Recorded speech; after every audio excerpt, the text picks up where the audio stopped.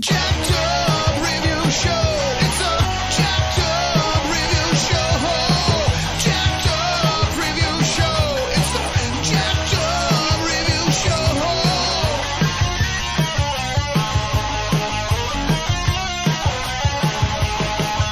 Join us as we cover many an insane movie and numerous cult TV phenomenons. Are you ready to get jacked up? Are you with us? Then listen on. Listener discretion is advised. It's a jacked up review show. It's a jacked up review show. Jacked up review show.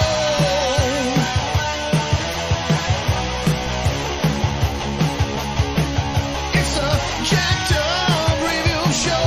It's a jacked up review show. Jacked up review show.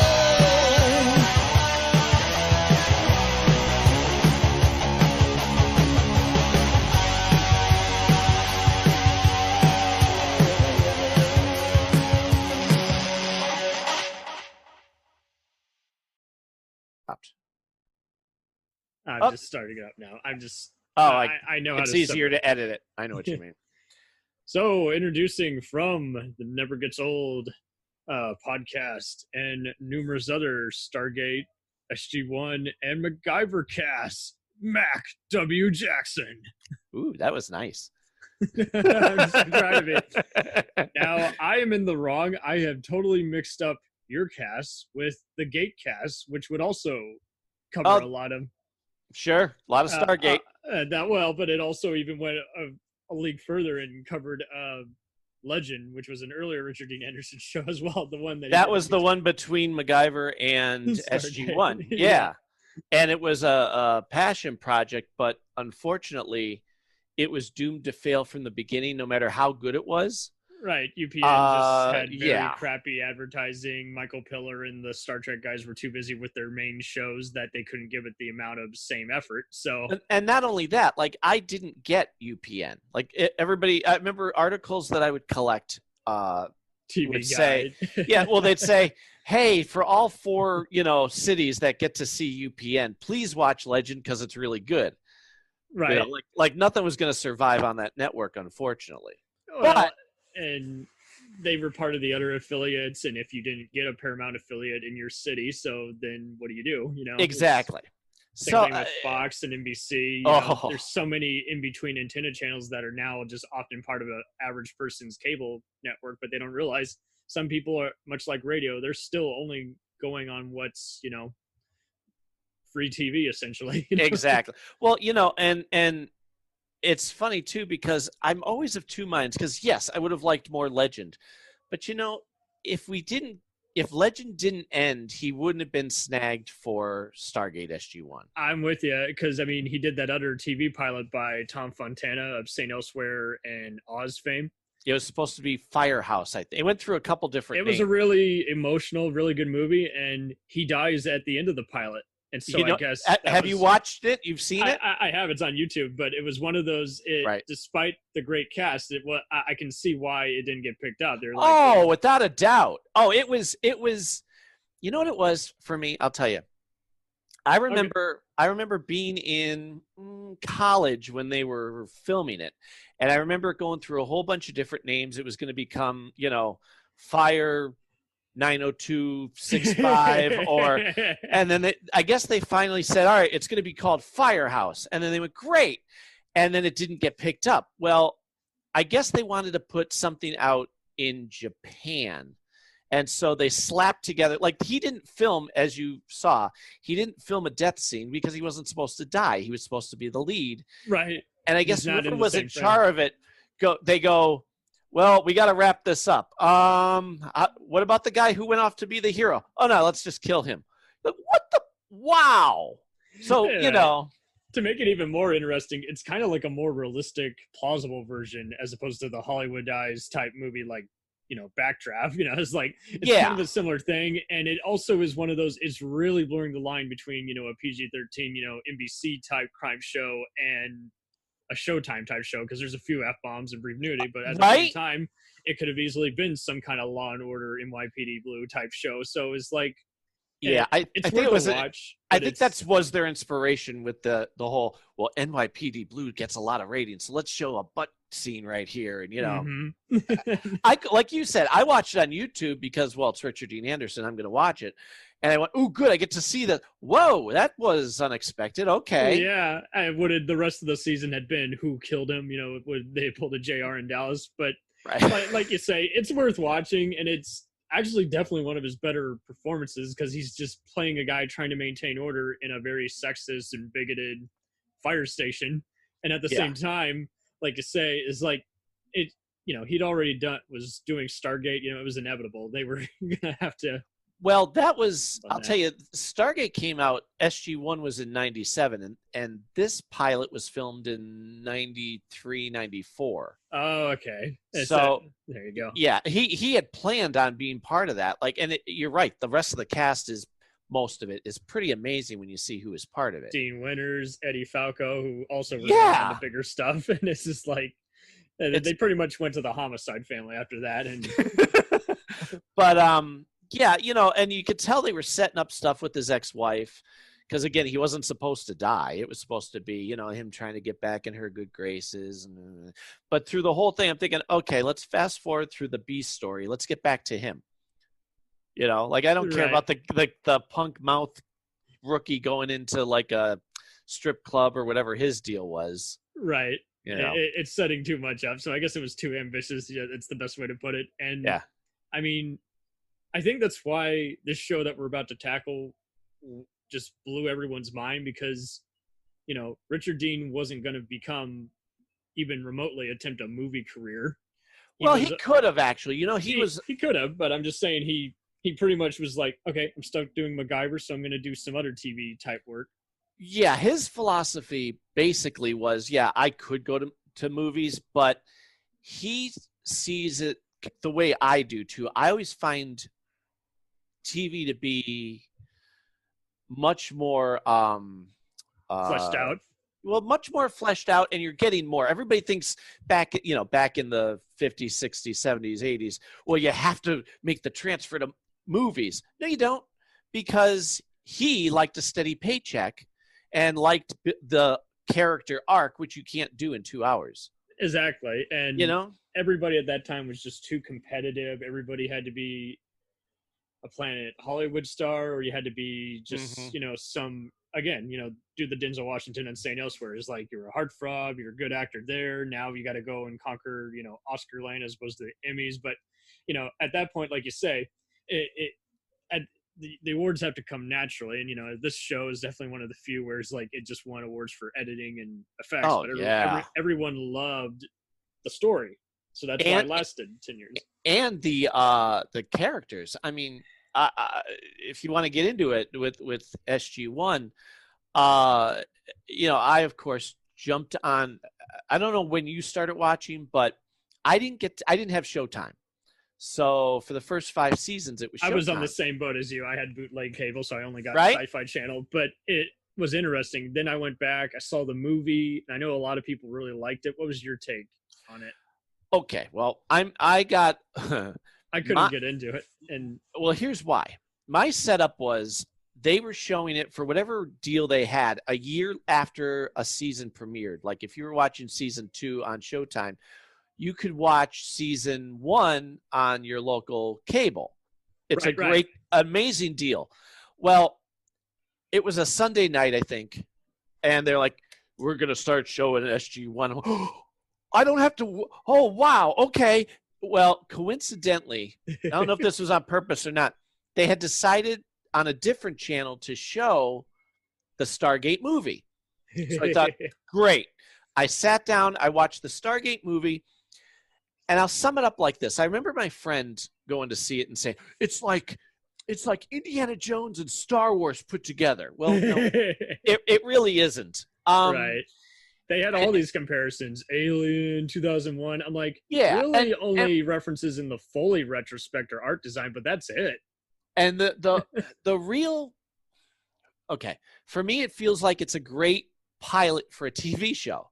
The movie is not it's very dragged out. It's a lot of conversation sitting in the sand. How are we going to get home, which is supposed to be the big thing. And, you know, you got 2 hours of him sitting with villagers, and Daniel was supposed to be more of the focus, I guess, with the original writers, because they had planned a trilogy. I would have accepted James Spader as that, but at the same time, I became so attached to Michael Shank's portrayal of Dr. Jackson. Without a doubt, yes. And it's really, some people like to do a comparison, kind of like The Odd Couple, and I'm like, no, I don't think it's even like that, because as good as Jack Lemmon and Walter Matthau are, we accepted the TV version just because they felt natural. More natural, because we didn't know who they were prior to that. And the same thing here is like, I don't have a problem with Kurt Russell, but he, you know, he's Spader, flat. well, exactly. There wasn't anything to his character like with Snake Plissken or Tango and Cash. So with that, you know, it's like Spader already admitted he did the movie just because it was an easy paycheck. So it's just like, I felt really nothing from that whole film. And I try to give it credit where it is. I know a lot of people discovered it because it was on TBS every other day. And like you say, at that point, Stargate, within its first few years, started getting sold to all the Fox affiliates and rerun there. So that's why Showtime dumped it, because they felt we're losing money. So as a brief setup for everybody, it follows the adventures of, Jack O'Neill, 2 L's, not 1. That's right. Played by Richard Dean Anderson, who in many times will break, on rare occasion, the fourth wall and make a MacGyver reference or in some other Star Trek or Star Wars type punch, and follows Dr. Jackson, played by Michael Shanks, Sam, played by Amanda Tapping, and alien warrior and ally Tulk, played by Christopher Judge. And again, it's part exploration show, part military, aliens, Babylon 5 type show, and very much it's got various, you know, Egyptian folklore, Indiana Jones type adventure, and just other just mind-blowing, just occasional philosophy, for lack of a better description. It has lasted 10 years, and we'll briefly cover the spin-offs as well. Yeah. See, here, it's funny when anybody tries to sum up what Stargate is. It's really hard. You really can't compare it to anything. And I understand I'm biased, but it's earned, because absolutely. I always tell people I am a really, really tough critic when it comes to music, TV, anything. It's got to grab you. It's got to. Well, yeah, it has to prove itself. Exactly. And not only has Stargate, let me tell you, as I was saying, I was going to watch it because it was Richard Dean Anderson. Richard Dean Anderson is my idol, thus the MacGyver podcast and the MacGyver SG1 audio series that I do and write. But I was going to watch anything. I mean, he could read the phone book and I'd watch him do that. It's like that. Yeah, that's true. Yeah. You know? At that point, he was kind of from the same kind of Scott Bakula, TV star school, where many people knew and admired him. And just as a person, a good human being. Everything you see in MacGyver is that guy. Well, exactly it. And you hear about all the stuff, you know, that he's done. Like, he liked to go skiing. They would work that in the show. He was a single father, so they work in the divorce and how he's kind of a hippie, and they work in that stuff. And it's just like, I like you even more, dude, because I'm not getting any real sense of an ego. I'm getting more of a, let's party till we can't party anymore, you know? And one of the things that everybody who comes on the podcasts that has worked with him always said, you know, he was the reason that it lasted 7 seasons and could have gone longer, but they decided to end when they felt like it, as opposed to being told. So, I mean, they went, you know what? Who's MacGyver when they started? They said, well, it's a guy who can create something out of nothing, realistically, with real science and all. But after that, they modeled everything else after Richard Dean Anderson, his likes, his dislikes, his history, where he grew up. And those people, those same people then moved over to SG1. So they call him up and they said, you know, we'd like you to do this show. Have you seen the movie? So he watches the movie and he comes back and he goes, you know, I love the idea of it. his quote is, "I'm much more of an Indiana Jones guy than a sci-fi guy." Right. But if I'm allowed, I'll do it if I'm allowed to be me and ad lib. I can't do the straight, you know, Kurt Russell, I'm military cliche. And he's a way more humorous. It kind of makes sense. He does kind of from the Harrison Ford kind of school of thought, if that makes sense. In that he likes to joke around and show emotion, but it's more earned as opposed to, I must be monotone, I must be very, deep voiced and not. And he's got that he's got my sense of humor that I love, where it's sarcastic. Yeah. But he's not going, I'm making a silly face, haha. No. He's saying something with a straight face, but it's ridiculous and absurd.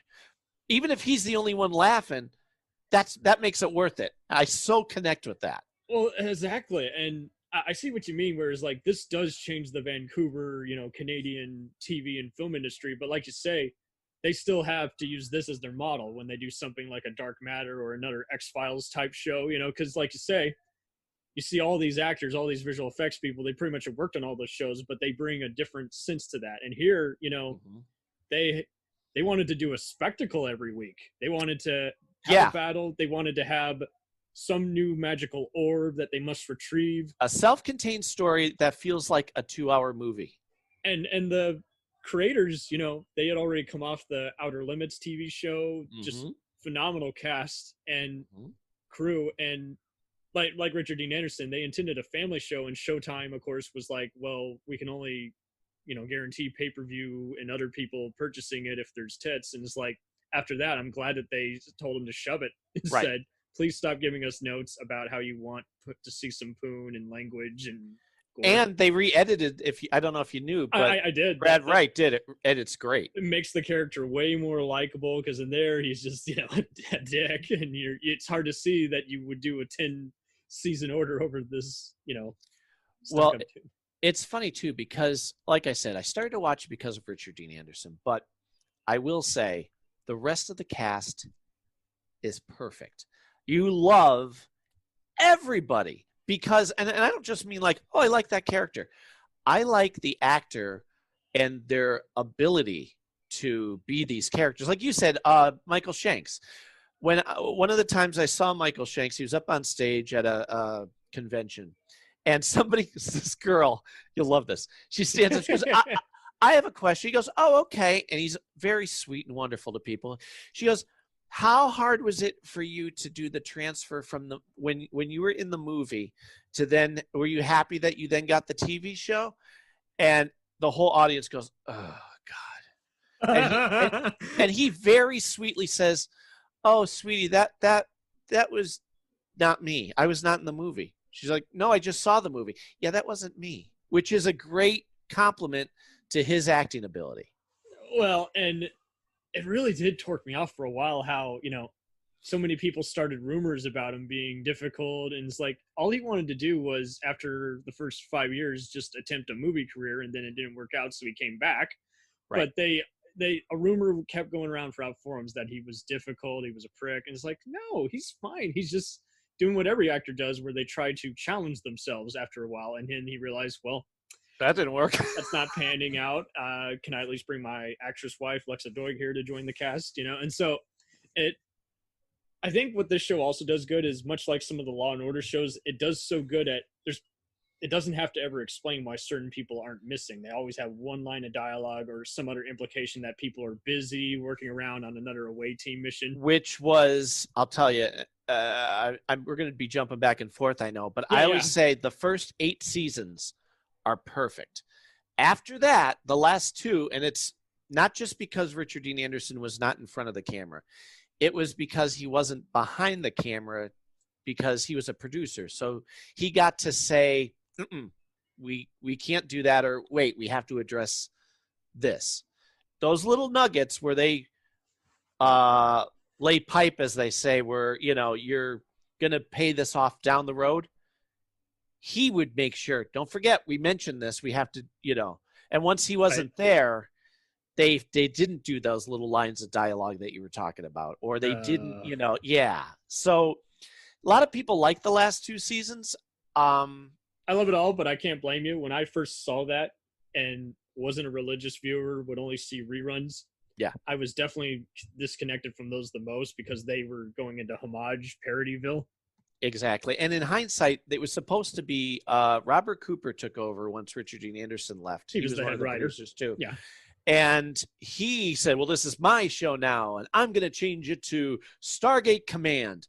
Well, they talked him out of it because they wanted to get the longest running sci-fi show by 200 episodes. Right.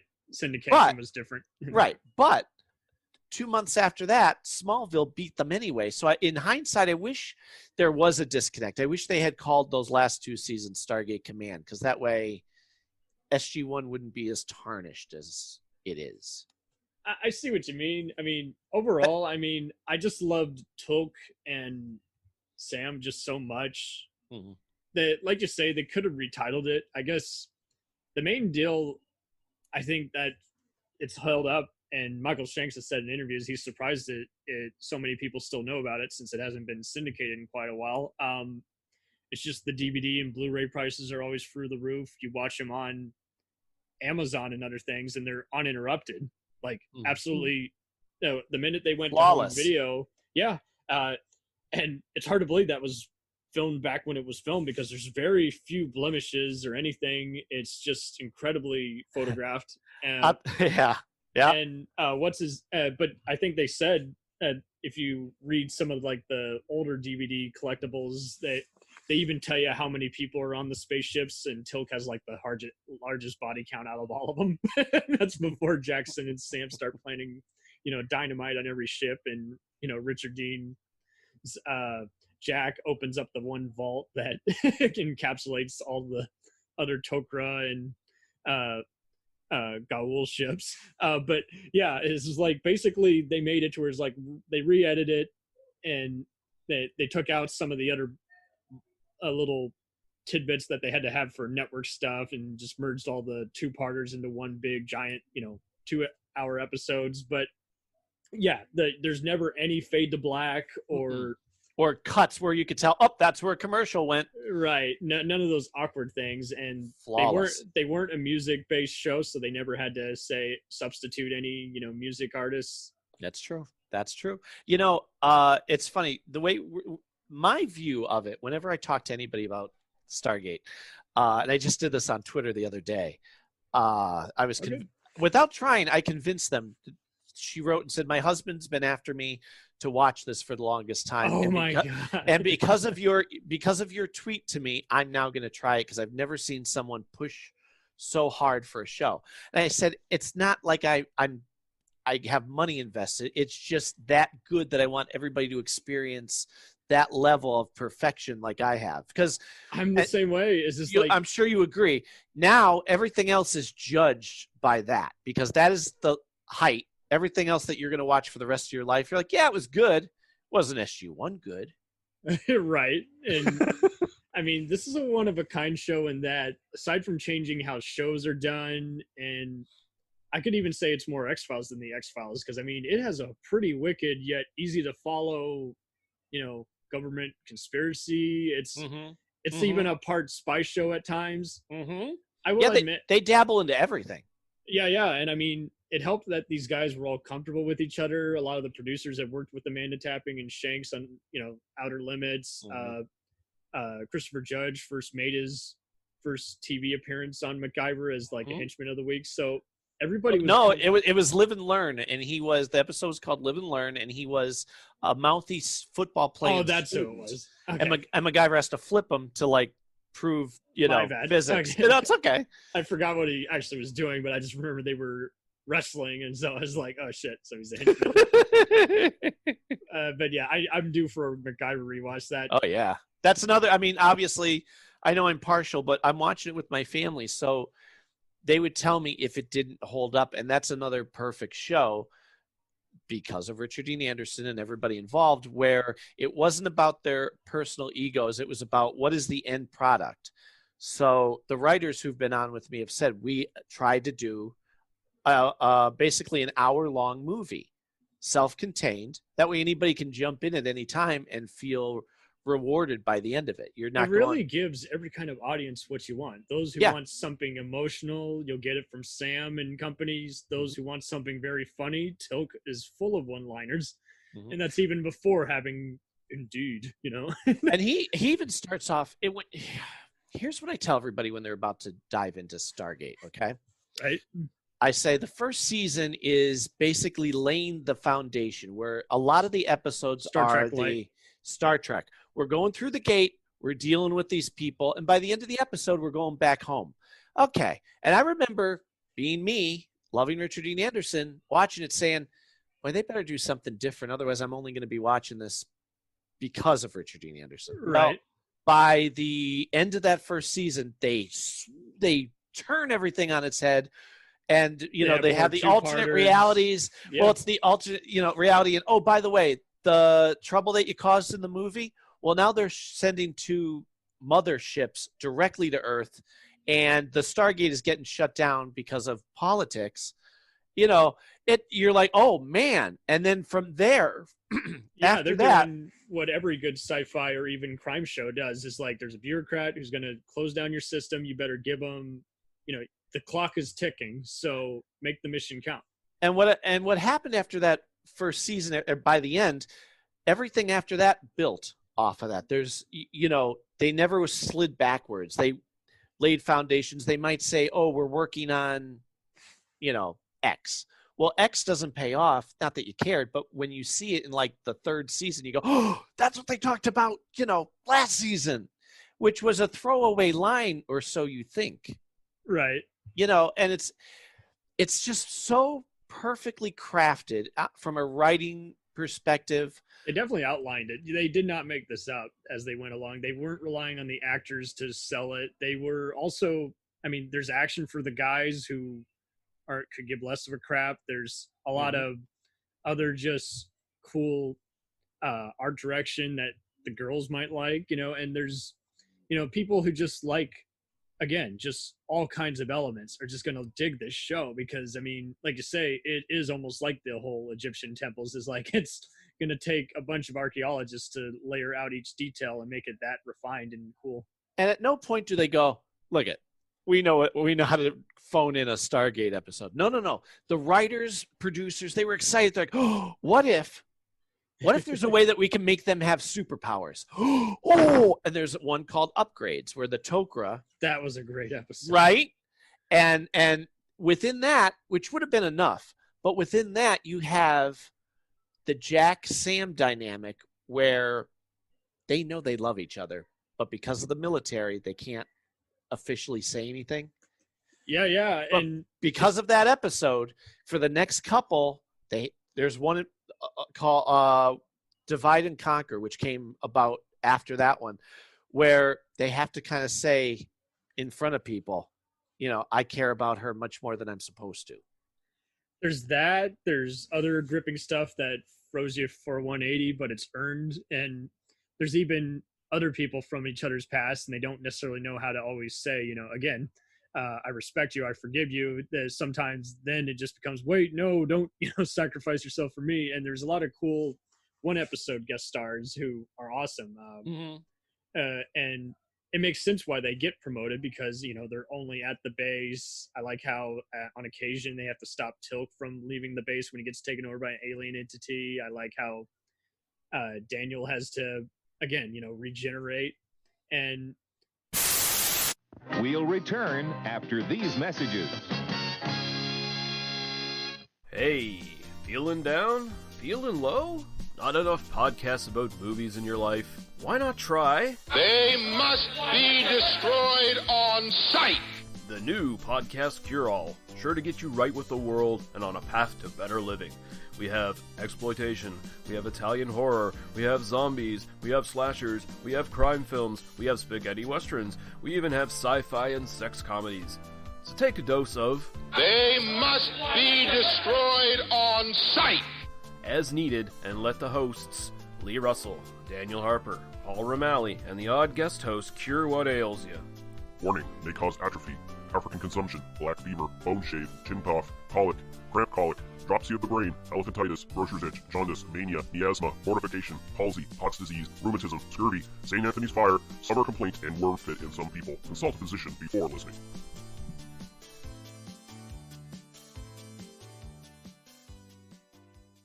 Hey, I heard you like movies. I heard you like to hustle. I heard you like podcasts. Well, guess what? There's a podcast for you out there called The Home Video Hustle. Damn right. Every Friday, we talk about whatever movie PJ picks out the bag. What does that mean? Every Wednesday on our YouTube page, I put a bunch of movies in a bag, and PJ picks one out at random. And then we just watch it. We talk about it for maybe like an hour, hour and a half, 2 hours, whatever we feel like doing, wherever the conversation leads us. But do we actually talk about the movie? Most of the time. Tangents galore. Yes. So believe me, we may be a movie podcast, but it's not always about movies. We may talk about video games, music. Yeah, that's the big one, music. Sometimes we might get a little bit of politicalness in there. Yes. Sometimes we may just, we know what we like to do. We like to tell stories, PJ. Yes. I am the master storyteller of the podcast realm. Undefeated. So if you like to hear about movies, video games, whatever foolishness comes to our mind, the most random stuff you could think of, check out the Home Video Hustle. You can find us on the Stitchers, the Google Play, Apple Podcasts, what else? Podbean, what else? Podcast Addict, goddamn, all that. Ain't no reason you can't get your hustle on. We everywhere, worldwide, baby. Hustle, motherfucking hustle. Hey, we can't cuss in the promo, PJ. We gotta be family friendly. There may be podcasts out there that don't want his hair say all that good fun stuff. Well, you. Don't run the listeners away, PJ. I'm sorry. But this is going kind of long. Yes. So we'll end this and say, hey, check out the Home Video Hustle every Friday on all the various podcast outlets. Peace. Peace.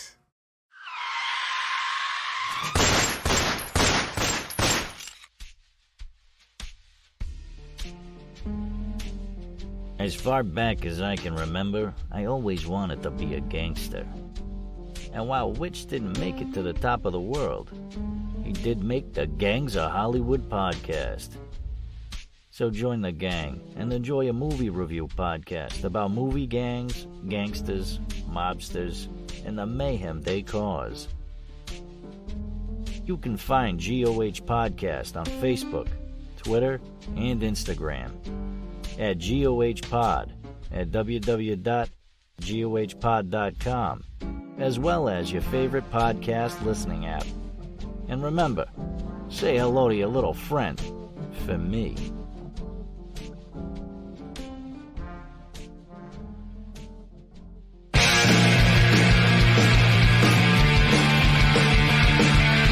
If you take two old punk rockers who are past their prime, put them in front of a movie screen, and give them a podcast, what do you get? Cinema Punks. Cinepunks. It's the mixtape of movies.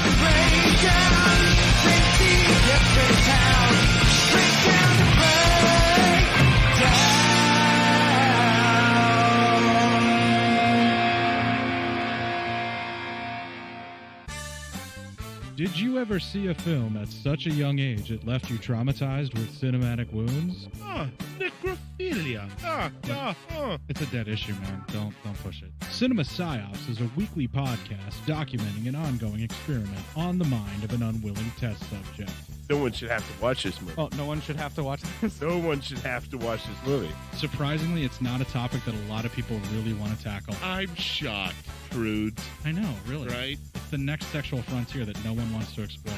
I am, in the most sincerest of senses, disappointed in you.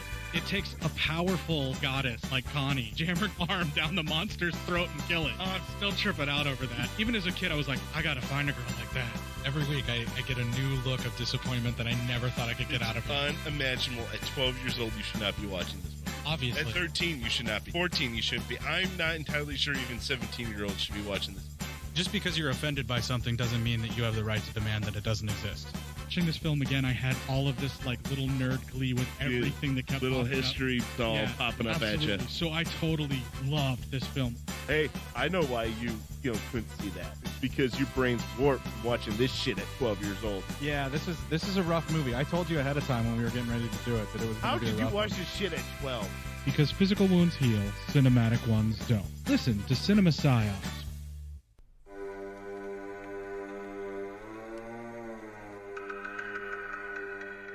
Hey everybody, I'm Corey. And I'm Zach, and we're the hosts of Podcasting After Dark, a cast dedicated to late-night horror and sci-fi of the 80s and 90s, often found on HBO and Cinemax. You know, the movies your parents didn't want you watching as a kid. You can find us every other week on Apple Podcasts, Spotify, Podbean, and Stitcher.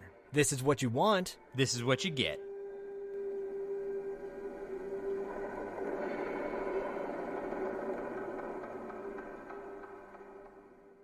It's time, let's check our cue, baby. Pair it with a couple brews, baby. We love good movies. We love the bad ones too. So we watch them all and pass their lessons on to you. Oh yeah.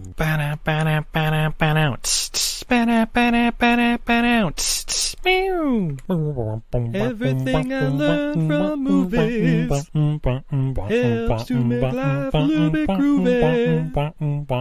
Whether one last plot holes or gratuitous movies, it's time to get busy with your friend Steve and Izzy at eilfm.podbean.com. Welcome to Who Was She podcast. I am your host, Tara Jabari. After a decade working in documentaries, marketing, and all things digital media, I found that podcasting is a strong medium to share stories. After years of producing for others, I decided to start my own biographical podcast. Who Was She will focus on the life of a woman throughout Baha'i history. The first season is about Lydia Zamenhof. Lydia's story explores the subjects of the power of language and faith. Her father invented the universal language Esperanto, and she came from a Jewish family and became a Baha'i.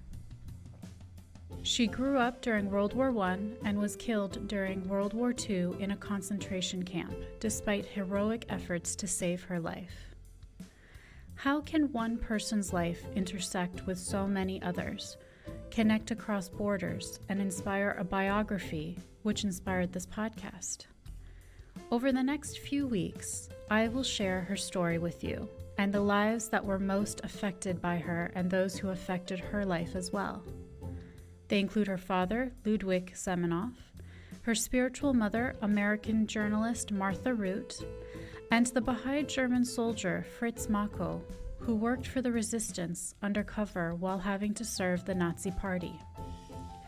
I want to thank the author Wendy Heller and George Ronald Publishing for their blessing to let me use Heller's biography, Lydia, The Life of Lydia Zamenhof, Daughter of Esperanto, as a main and instrumental resource for this podcast.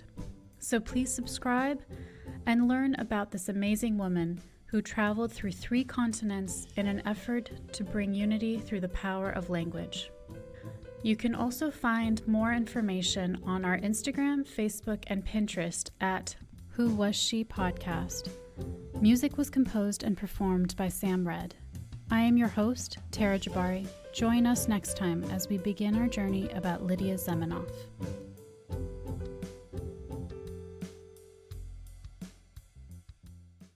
Hi, everybody. It's Mac Jackson. I wanted to invite you to a new site called the Forever Adventure Network. This website has everything: pictures, videos, blogs. There's original music by Harmony Constant, 2 podcasts. One is the MacGyver podcast, where we celebrate Richard Dean Anderson, his iconic roles, and how it's influenced our lives. There's episode discussions, interviews, and life conversations. The second podcast is the Never Gets Old podcast, where we celebrate all the best things that we love in life, from TV, movies, music, and comics. The site is also the home for the MacGyver SG-1 audio series, an ongoing adventure series that continues the adventures of MacGyver and SG-1. There are also multiple stores to choose from for all of your pop culture and adventure needs. Come on by and check us out today. And thanks for joining the adventure. Are you sick of the same old stale podcasts? Well, then join Vanessa and Darren as they dissect movies of all kinds.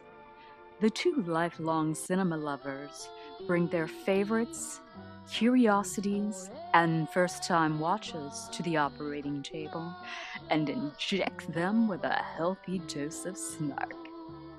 Then there's the waiting room, where they examine books and short stories. So just look for them on Apple Podcasts and where fine podcasts are available. They're part of the Legion Podcast Network. Follow them on Twitter at VDClinicPod.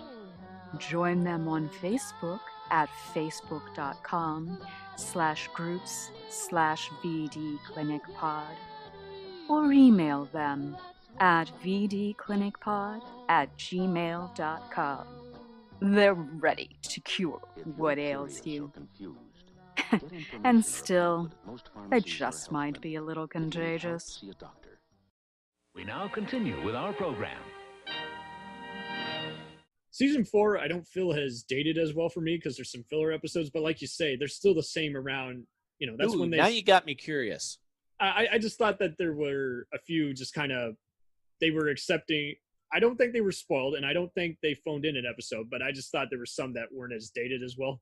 I wonder, do you recall any detail? There was one when they go after the Wally guy, the computer tech, and they use a lot of very annoying, like, slow motion that's just so 90s. I'm trying to think of which one you mean. The computer guy. The bald. He's now on White Collar. Martin. The character's name was he comes back a couple times actually. He does, and I just remember when the first episodes, season 4 still has some worthwhile ones, and they just didn't have as necessarily some of my. They were favorites. Kind of my least favorite alternate realities. Isn't that funny? Okay, but it's still worth seeing. Well, you know what? They did a lot of They started to do, which I don't mind. I thought it was refreshing, but that was one of the first ones where they did an Earth-based episode. So there's no Stargate per se. Maybe that was what. I'll still watch them. I'll still marathon all of these episodes. But like you say, this isn't afraid to be different. It's people are binge watching it, realizing, hey, I don't have to go to the theaters and watch the biggest epic. It's all here on my, small screen TV. And honest to God, because I'm telling you, I watch them with my family. So the kids, my wife hasn't seen them in years. I know them by heart, but I don't care. My kids, you can show them the DVD edit of the pilot, so everyone's happy. Exactly. And all the rest of the stuff, it's going to grow on you eventually because there's some But it's like seeing having it be watched for the very first time through my children's eyes, who are old enough to get it, and my wife, and they'll say when it's over, "Wow, give me an episode." That's what they say. They go, "Wow, right? That felt like a movie." And I'm like, and they go, "That was only an hour. So much happened within that hour." I'm like, "I know. Welcome to Stargate." To make it even better, I mean, it helped that when it did the other shows, it wasn't relying on complete knowledge of the other ones. And seeing this all, I think the closest thing I can think is the Chicago shows and SVU. They would do crossovers, but they don't require that you see one part or the other. It's still a contained story. And the other ones that would do spinoffs too often would just pull a Buffy and Angel, or even with the DC Comics ones, where if you didn't watch the other 5 parts, then it didn't make sense. Lost. And it's like, not all of us, now we got to go for the episode guides and figure out what order to watch these episodes. Exactly. And it's going to confuse us even more because we, this is on season 5 and this is only on season 2. I'm confused. And I try and tell people that because we have these couples, friends who are a couple, and they're like, "We love supernatural. So we said, okay, we'll watch. How about, just to be fair and not overload you, we'll try and pick 5 episodes of SG1 to give you a general idea. You give us 5 episodes of Your show. Supernatural, right? Which I thought was fair. Well, they said, well, it's kind of hard. We'll think about it. We'll figure which one. Well, we gave them their 5, a sampling. And it didn't matter. It was just like Stargate's going in the can. Well, no, with us, I sent them the list. We decided, based on good faith, we were going to start Supernatural from the beginning. Now, we're only in season 2, but we've consistently watched it. They haven't bothered at all. I'm like, you don't know what you're missing. Well, it's I saw the pilot, and it seems like there's military involved. I'm like, and? Wow. Like, yeah, like, you're not, So they're sounding like my sister, who would often say, if you come to see my movie, which we're going to make fun of, I'll go and see your shitty movie. And, of course, she would never honor her part of the deal. So I gave up on the whole, okay, no, bullshit. I've done it your way. Or the other one was, the other response we got was, oh, you know what? I tried to watch it, but I was busy working at the time. So, like, I had it off to the side. And it turns out you can't kind of watch Stargate SG-1. You actually have to be invested. I'm like, yeah, that's called good writing. I was actually able to do a few movie reviews while I watched it. Yeah? It's very comfort food. Well, especially if you've seen it before, then yeah, then it some like of these you said, episodes I hadn't seen. It was just that kind of just a very layered. I'm so blown away by the editing, the visuals, the direction, and the directors really did have a big say in this. They, because they were also producers on this, and they were making sure the actors were perfectly cast, and some of them, again, had been on all the other sci-fi shows. It's actually a lot of fun seeing John DeLancey, who's best known to Trekkies SQ, but he had already been on Legend with Richard Dean Anderson, and MacGyver. Oh, that's right. And so there you go. They'd already been best buds, so that the Trekkies were going, "Oh, I see what you did there," and the other people were like, who know Richard Dean, are like, "I see what he did there." Yeah, exactly. Well, he would, Richard Dean Anderson is one of those giving actors, as opposed to the stories you hear about William Shatner, where he would steal lines and fake scenes. Richard Dean Anderson is the opposite, where he'd go, you know what? Do you remember the episode in particular of Stargate SG-1 where Daniel's grandfather is there because it was like a crystal skull? Yes, that was one of my favorites. That was mind-blowing. That was supposed to be Jack O'Neill. It was supposed to be a Jack O'Neill story, but he said, you know what? I think this is much more of a Daniel story because I've had that kind of adventure on MacGyver. Why don't we let him shine? Right. And he would do that all. He would bring on, like you said, he would bring on friends, General Hammond. Don Davis had been a stuntman and character actor on MacGyver, and he brought him in. When they were having the conversation of, we need the boss. Who's going to be the general? He goes, I know a guy. So, all these people got Walter, the technician, the gate technician. I love him. And he got his name because Richard Dean Anderson ad-libbed, which he did all the time, there ad-libbed that line, and he goes, Walter. And he even said, can we give him more lines? Can we let him shine a little more? He wanted to make sure everyone's refrigerated and actually, contained and interacting as opposed to being a featured extra who doesn't do anything. Like Gary Jones, Walter, told me in particular, he goes, I have a career because of him. He, especially during the 8th season where Jack becomes general, he goes, can he be like my radar from MASH? Can we have, because he would follow him around and do the serious work that Jack. That's so true. By season 3, he is definitely following them in the hallway more as opposed to because for a while it just seemed like, and after a while he really does start enjoying the exposition, because for a while it was just like he's just the guy who we indicate that the iris is open to the Stargate and do the countdown. Right, and after a while, it's like then they start actually showing his close-ups, and because he's having fun saying the lines now, so now there's more fun. Yeah, and Dan Shea, who he's on the show, he was his stunt double. That's right. Richard Dean Anderson would do the majority of his own Sylar, stunts, but Sergeant Sylar was for years from MacGyver through the TV movies to SG-1. I've talked to him on Facebook. nicest guy ever. Isn't he? I even noted how I just saw you in that one episode of Psych because he was the stunt coordinator on that show. He did all the car chases and wacky fake fighting. And so, like you say, is like that's a double duty role to have both your own character who is the Kenny of the show always gets injured or is a redshirt equivalent. And then actually, like you say, stand in for Richard Dean when you don't see him on screen getting thrown by one of the gods. Yeah. Down the stairway. So. Oh, but yeah, I mean, I don't know. I'm trying to. I think these heroes, they stand out also.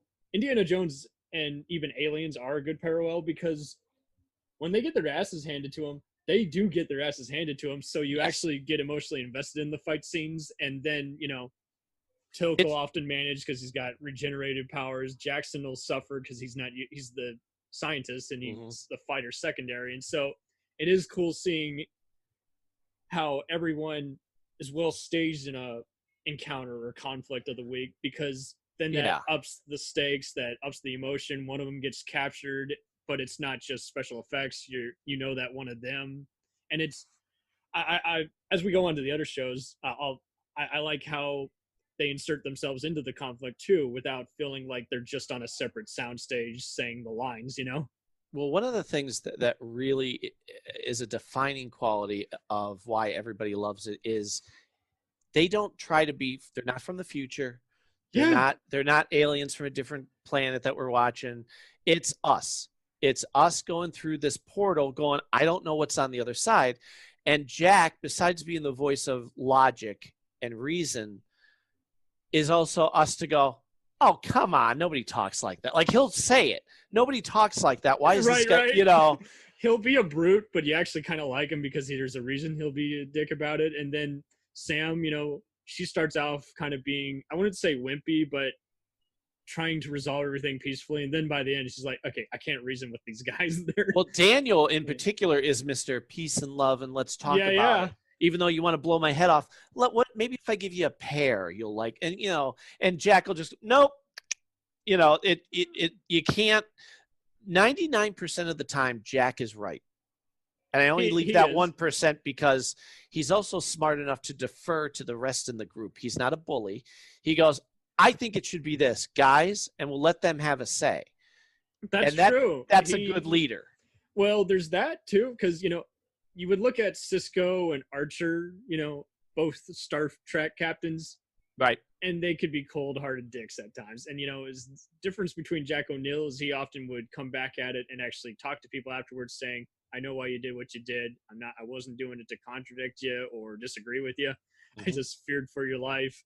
I mean, when there's the one robot gal. I know. I was going to mention that one. I love that you mentioned that one. I never forget how Jackson at the end is like, I will never forgive you. And at the end, he's like, I know why you did it, Jack. And still saves him when he gets captured.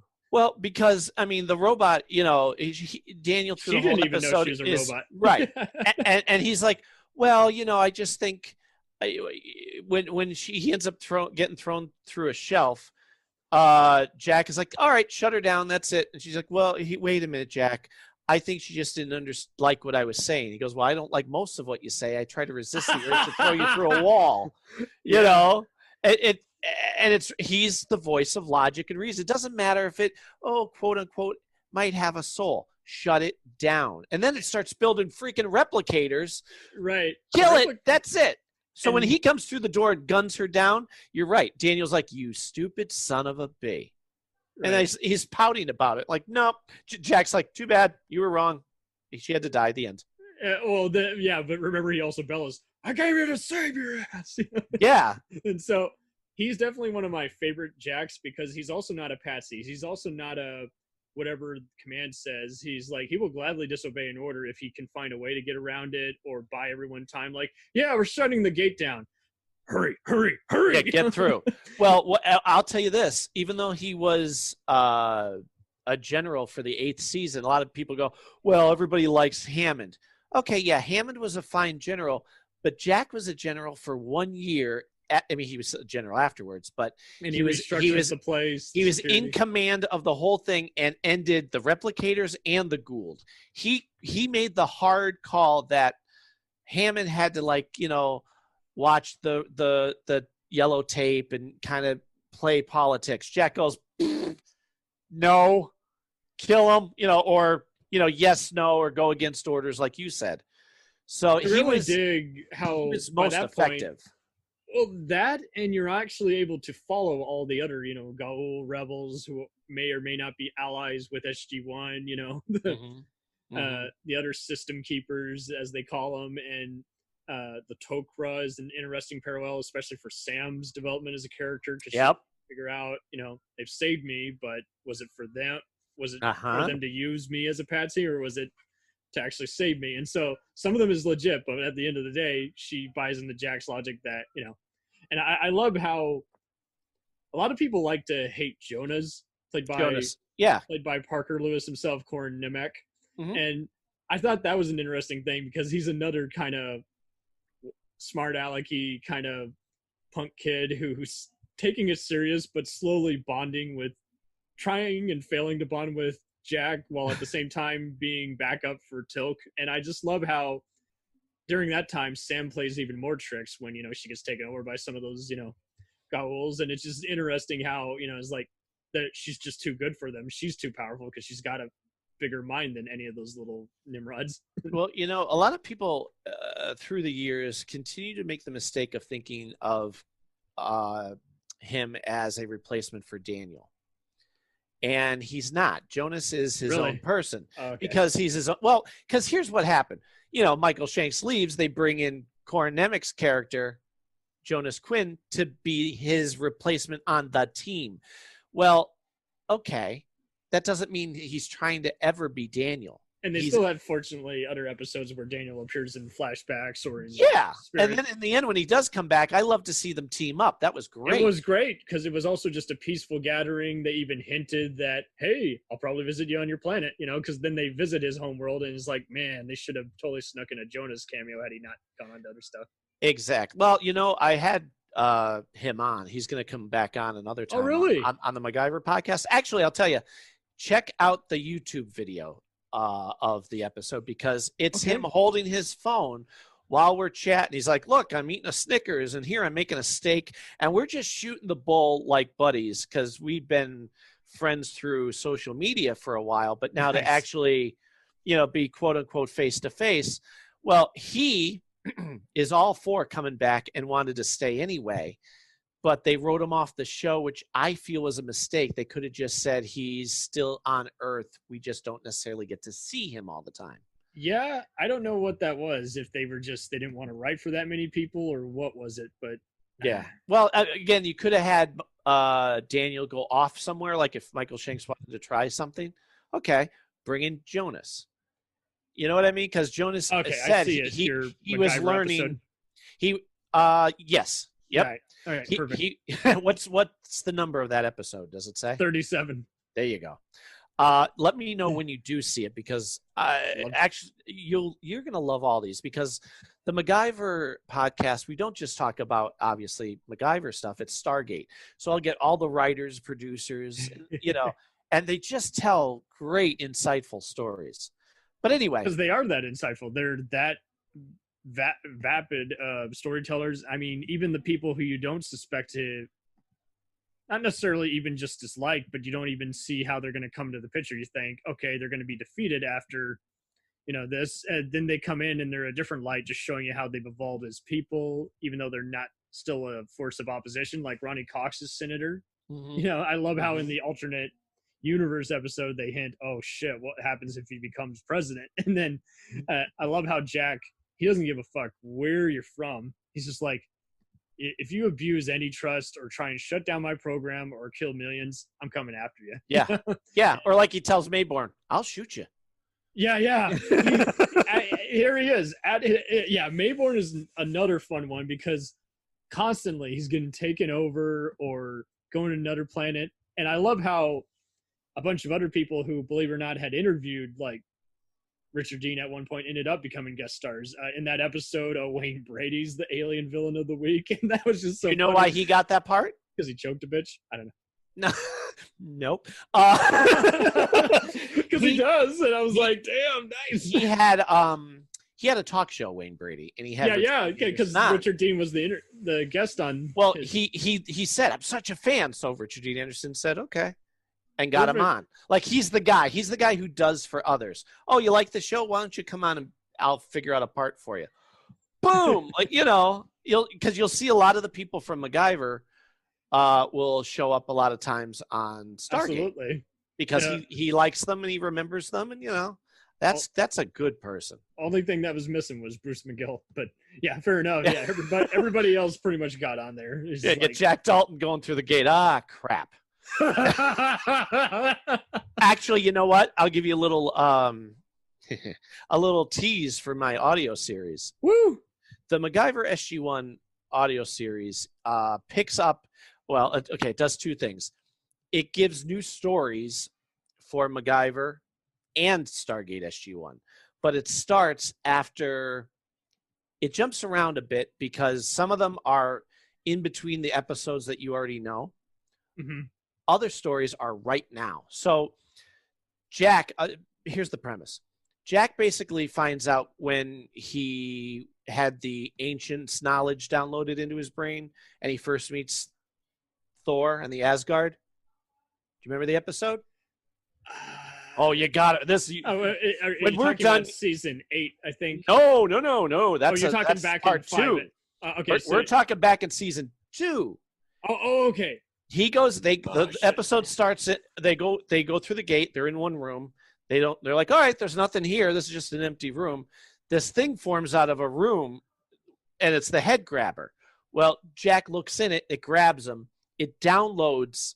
It makes him pass out. Well, it turns out it downloaded the Ancients' knowledge into his head.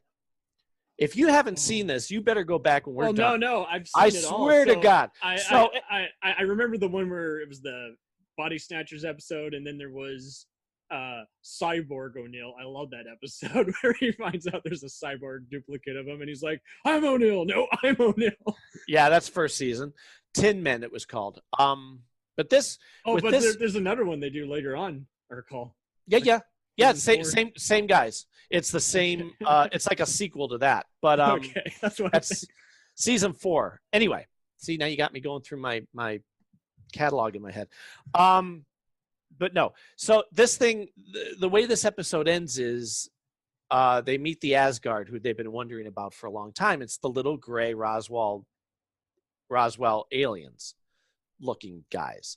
So in my audio series, I have it where they had said something to him off camera about you're one of two. Well, while he's recovering, Daniel, Teal'c, and Sam do a little investigating, and it turns out that Jack O'Neill was a twin.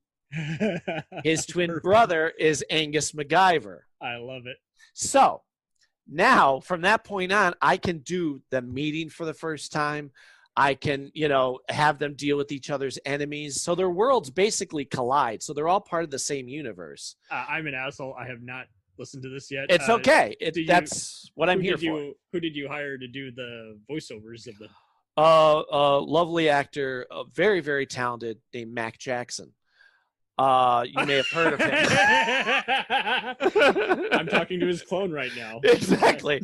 No, what happened was I thought about maybe I knew who I could do Jack and MacGyver. I feel we're cut from the same cloth, but I thought maybe I'll get someone else to be someone for Daniel, someone for, Carter. And I thought, you know what? I'm not patient enough to wait on people. I want to get going. The moment I had the idea pop into my head, I'm like, start typing. I got to start writing the story. Well, now that I've written the first episode, they're about a half hour, 20 minutes long. I can't wait to hear somebody record it, edit them, have them redo something if I didn't like it. I just went, you know what? If it's me, I'm my own worst critic. So I can do voices enough, and I also have to narrate it. Okay, well, I'm on episode I just released right before Christmas, episode 11. Is this also on Podbean or Anchor? Yes, all of it. Okay, if you type in MacGyver SG1 audio series, you are going to find it. And I do artwork where it shows them together, so you get like the one in behind you. That's my. That's a good Photoshop. Thank you. That's actually I worked on that for a while. That's yeah, I did that as like a movie poster to, as you know, share on Twitter and social media to say, here's what you can kind of expect. If this doesn't wet your whistle, I don't know what does. But speaking of movie, I am so glad that Michael Shanks just kind of peacefully kind of resolved the whole movie crowd versus the TV show crowd, because that was so funny. The movie creators were just like, we've never seen it, but because they took it from us, we don't want anything to do with it. We want to reboot it. And I like how Daniel was like, they're welcome to, but good luck telling everybody to abandon all the love they've grown to have for these TV show characters that are more real than the movie. And as a matter of fact, there's still that push, obviously, because it's a show that could go on forever. There's never a time where you go, all right, they've told all the stories they could tell. No, they have a portal everywhere. I was so relieved when Amanda and Dean at that convention from a few years ago actually just confirmed, is like, we're talking. Yeah. And Brad Wright just came out. He said, when this pandemic is over, we would have been doing something right now if it wasn't for the pandemic. Because he and Cooper got so sick of having every incredible show that they worked on, Travelers, Dark Matter, just continually get canceled by stupid sci-fi channel guys who weren't serious about it. And so I hope they can keep pushing. I hope that the MGM liquidation sale doesn't interfere with this. I hope it won't, because I think part of Brad's thing is, I got something planned, which might mean it might go to Netflix. Like if Netflix or somebody gets the license, because MGM, as you know, that would make sense because it's now on Netflix this year. Which kind of goes, wait a minute, why did they do that? If they have it on Netflix, they're planning on bringing it. They're going to start new episodes, which would be. It might be a power play. They're just saying, okay, if we like the ratings we get when it's on our platform, we'll pick you up on that. If you ever wanted to just steal money and put it in your pocket, you keep Stargate going. You have 10 years plus of stuff that people still love as much today. Why would MGM sit on it and go, yeah, we know.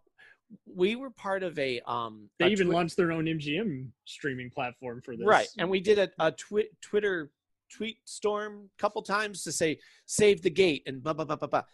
MGM didn't even bother to comment. Like they just couldn't care less. Wow. And it was #1 trending, or, I don't know the science behind it, but it did really well both times. And MGM just went, yeah, whatever.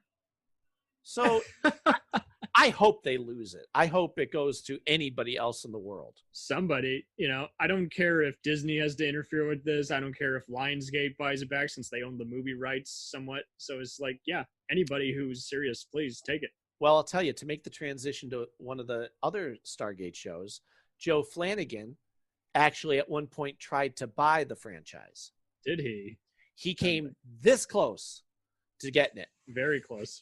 He's like, yeah, why would I not want to buy this? If the rights are up or whatever, I'll gladly buy it. And then at the last minute, he actually tells it better. At the last minute, by someone else. Well, somebody blocked him. It was one of those where, legally you could try to buy it, but because of this one little caveat, no. And then the time ran out on when he put his bid in. Right. But I love the dedication. Now, you've seen Stargate Atlantis. Yes, I've seen all of these. I've revisited them all, and I'm sure we're all going to... Let me ask you, what are your thoughts? Yeah, there's a few episodes that don't necessarily gel as well. And I think that's because of, what's his name, the lead writer just was struggling to do all these other shows, and he had been the supporting writer in SG1, so he often starts better just coming up with the idea rather than being the main anchor. But I don't think he's ever as bad as, say, Brendan Braga, where he's so stressed out and going on autopilot. But I think it holds up well. I see why some people like it better, but I'm sorry. For me, SG1 will always be #1. Always. Without a doubt. It was perfect. Right. And don't get me wrong. They do good by wisely having some of the same characters transfer over there and always having a new person in charge each season, including Sam. Yep.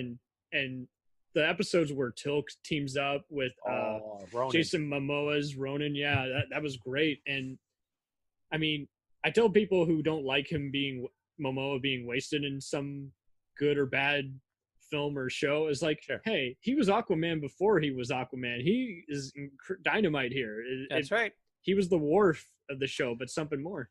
Well, I'll tell you, from my point of view, and I'm going on real time when I saw it, because at this point when Atlantis starts, Richard Dean Anderson. It was the 8th season of SG-1. So right, had 2 years left. SG-1 was still excellent for the 8 seasons for the RDA years. Yeah, right.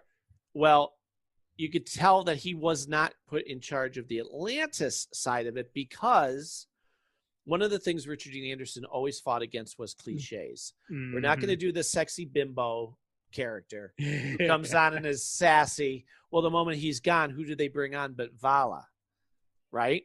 Right. So Vala's, well, he wouldn't have allowed that to happen. Well, on Stargate Atlantis, they had a good setup for that first year. They had Lieutenant Ford, which for whatever reason, they wasted him and then made him die, quote, become bad and go away.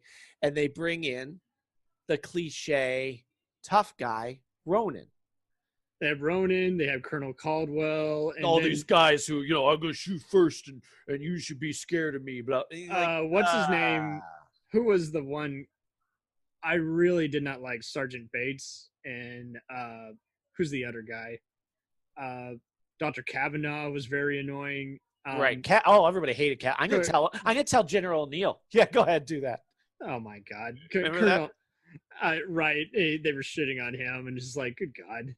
He's like, I'm gonna rat to General O'Neill. I'm thinking I would love to see that little ponytailed wimp go to General O'Neill and go, they're not doing what I want them to, and he would have just thrown him back through the gate. Maybe zatted him first and threw him through the gate. But either one is preferred. That is for sure. And you have Rodney there, McKay. But as great as he is, he's an a-hole, and I don't root for a-holes. You know what I mean? Like I liked it despite him. He'd come off with some funny lines. But I hated him on SG-1, and then after season 2, I grew to like him. But he is a very flawed man, and right. And they soften him up a bit. Remember? Yeah, they do. And then Dr. Ware, I was okay with the original person they had playing her, but they recasted her because of scheduling conflicts. But it's like she really carried the show. Dr. Beckett was the Scotty, very hysterical, and Taylor was cool having that aliens meeting with the human side of things, because they're basically Atlantis people are basically just a Native American type colony. And well, funny little story. The one who's supposed to be Weir, that was in the 2-parter Lost City, she didn't know that she was getting set up for a spinoff. So they're like, yeah, you did great. That was great. Now we're going to go do your own show. And she went, what? Oh, I don't want to do that. What do you mean you don't want to do that? Yeah, I don't want to be tied down. Oh, God forbid success comes to you. Right? Yeah. But I did like the actress. I remember that. That makes better sense because, they do a good job of changing it up. I like how they had the Chinese ambassador, Shin, there. She's interesting because now she's actually waking up and realizing we better stop bullshitting and actually make sure that this gate is secure. I like how in that same episode that it's either that or SG-1 and they do the whole, hey, let's go watch Starship Troopers after fighting a bunch of bugs. Yeah. Go ahead. You were going to say. They had some good crossovers here and there, but I know what you mean. It's like, it's not the same, but I prefer it over even Deep Space Nine. I feel like the characters are just humorous enough. There's still a lot of the same nature. It's just, they do, like you say, with the one current lieutenant at the first season, they do fall victim to some CGI not being 100% and some subplots being tossed instantly out. And I still think it ends pretty well. Sure. Compared to some other shows where it's like, there's never any seasons that just really dangle, but there might be maybe 2 or 3 episodes, which will vary by crowd each episode. But I like how, again, Flanagan's character is just, he basically is Jack O'Neill. He's not 2.0, but he's basically Junior. He's just kind of just. I never thought that, and I remember him being asked on as stage, Shepard. Are you gonna be like Jack? And I guess if you had to say he can be a mouth, I don't think their humor or whatever matches up. But no, I'm just doing by the smart ass and just. Yes, and you could tell. I don't know if you picked up on this. Jack likes Shepard. He's like, yeah. That's my boy. I don't like Mitchell, but I like Shepard. And like, well, because and the first few episodes, he's absolutely mentoring him, saying, "Here's the responsibility. You're doing it. I'm passing the torch to you for this show." You know? Yeah. And he even said, Joe Flanagan nearly gets shot down in their helicopter. And from the drone. And that's where this guy's not going to be, second in command. He's going to take charge. He's already gotten out of a near, awful, court martial for just always disobeying people who are superiors to him, but who are just jarheads who listen to their guns, not logic. Well, I'll tell you too that like Joe Flanagan was on a plane with Richard Dean Anderson. They were sitting next to each other, and it was before he knew he got the part, and I guess they had just started and they were flying somewhere. And he says, could you give me any sort of advice? And Richard Dean Anderson said, I don't know. I can't give you advice. What am I don't know. And then he's quiet for a couple minutes. He goes, don't get hung up. Don't be the yip yap guy. And he goes, what? He goes, don't be the guy who has to do all the explaining, which is one of the things that even on MacGyver, he wanted him to be realistic. He didn't want to come into the room and go, oh, yes, well, that because of this, and like lay the pipe of all the story that you're going to watch for the rest of the hour. He said to him, let another actor do that. Don't be that guy. And so he went, okay. So when he went back to the show and they were writing the episode and they had to explain how something worked or whatever, he stepped back and said, you know what? I think David Hewlett would be really good at being that guy. He's really smart, don't you think? And they're like, okay, from here on out, McKay will be the one to do all the sci-fi talk. Well, and that's what I like about him too, is he then has to, sometimes he'll have to re-explain stuff, and they were able to work in a lot of humor. What I'm really trying to say is this. You're not getting it. And so, but overall, go ahead. He had to also avoid, he would always do the whole, I'm going to work on being less of an asshole, and it would always be hard because, Yeah, I mean, they really made McKay as likable as McKay could be by the end of first or second season. Definitely season 2, because midway through he's got hallucinations, then he's realizing that's wishful thinking. I need to really. And he makes mistakes too. That's the thing too. Like he'd always go, "Oh, I'm smarter than Carter," but he knew in his heart he beats himself up on it. Yeah, and he knew Carter was always going to be smarter, and then he accidentally blows up a solar system. Yeah. And but years after Michael J. Nelson was doing it on Mystery Science Theater, he was doing it too by accident. So, but I mean, difference is, he's not an idiot. He does he does own up to it, and he beats himself over the head. He's like, how could I be so stupid? Well, overall, when somebody asks, what do I think of Stargate Atlantis? I always look at it as the little brother to SG-1. That's fine. SG-1 is perfect for those kind of a 8 continuation seasons. in some way. Well, it's connected. Here's why I say big brother or little brother, because it's never going to be as good as SG-1 no matter what, because just the perfect mix of writing, cast, producers, blah, blah, blah, blah, blah. But it's still really, really good. I mean, it's still up there. It's always just going to be Woolsey, the little brother. Right, Woolsey. Oh, geez. Most unlikable Congress tool. And there he is. He's realizing, I have a purpose. And they lighten him up too. He goes from being the bad guy and he's like, you don't understand these people. It's another world. And so even if you hadn't seen the SG-1 episodes where he slowly evolves and becomes less of a prick, yet you didn't see the Atlantis ones, and he's just realizing, this is my job. I adhere to it. I want to protect this other city that no one will ever know about, and while also protecting the Earth. We're the second line of defense. We're the ones who relay stuff to SG-1 when stuff goes south. And it's if you're going to do a spin-off of an excellent show, that's pretty darn good, because they're their own thing. Yeah, but but totally. And the other colonies are interesting. I like how there's plenty of times where, to save time and money, they would have them be trapped, and you'd get to actually learn about them instead of, them. And so many other, lesser Star Trek franchises, would have at least one episode where someone's trapped, but they wouldn't do anything with it. And it's like, here, you would actually And I say that as an avid Star Trekkie, but it's like here is like you would actually learn more about them and what they think about life and why they even got here in the first place.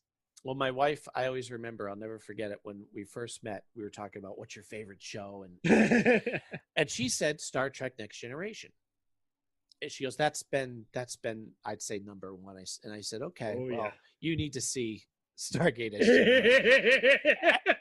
And right after the first couple episodes, she went, all right, you got it. You win. Yep. And now she says, she'll tell everybody, SG-1 is my favorite show of all time. I know what you mean. It's the same thing when you look at all these other shows. Is like people often go The Sopranos. I'm like, yeah, well, Power, Ray Donovan, Breaking Bad, they couldn't exist without that. But I kind of liked Oz, and that was technically first before Sopranos. So there you go. Is that you got all these other shows? It's like, hey, we owe our success or existence to you, but we're not saying we rely on you to be that good. They kind of outdone it. So yeah. Well, and it's its own thing too. So it's not like a competition. Yeah. I mean, because you look at even the Riddick franchise, and it's like, there are some Star Wars and Trek and even alien elements, but there's definitely a lot of SG-1 elements too, with the alien races and the societies and even just the production values and seeing some of the same cast and crew. So there you go. So for those that are listening now, I think we've sold everybody pretty much on SG-1. Right. So if you decide to not watch SG-1 after this, we can't help you. We cannot help you. praise it enough. And if you want after that, if you could also watch Atlantis. Fine. I have nothing bad to say about it. It's just it's not SG-1, right? Well, right. It's just a spin-off continuation that holds its own ground, but is never as epic. It's just that kind of show. Right. Now, but again, nothing wrong with it. Yeah. And I mean, Stargate was then followed by 2 excellent TV movies, which I'll review in a separate episode with all the movies. What were your take on that?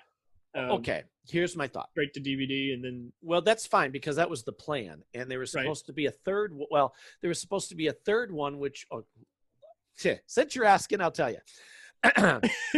Atlantis ended prematurely. They didn't get to... They thought they were getting another season. And the people at MGM, there was somebody new who came in and said, I don't care how successful our Friday nights are with these 3 shows. Stargate SG-1, Stargate Atlantis, and Battlestar Galactica. I don't care. I'm going to make a name for myself, so we're going to wipe them out. So he ends Atlantis and SG-1. I know. I forget the name of him, but he shouldn't have even had the position. Should have been shot. He should have been shot. Because he's the guy who brought in wrestling on the Sci-Fi Channel. And he was the one who even talked shit saying sci-fi fans aren't real people and utter crap like that. It's exactly.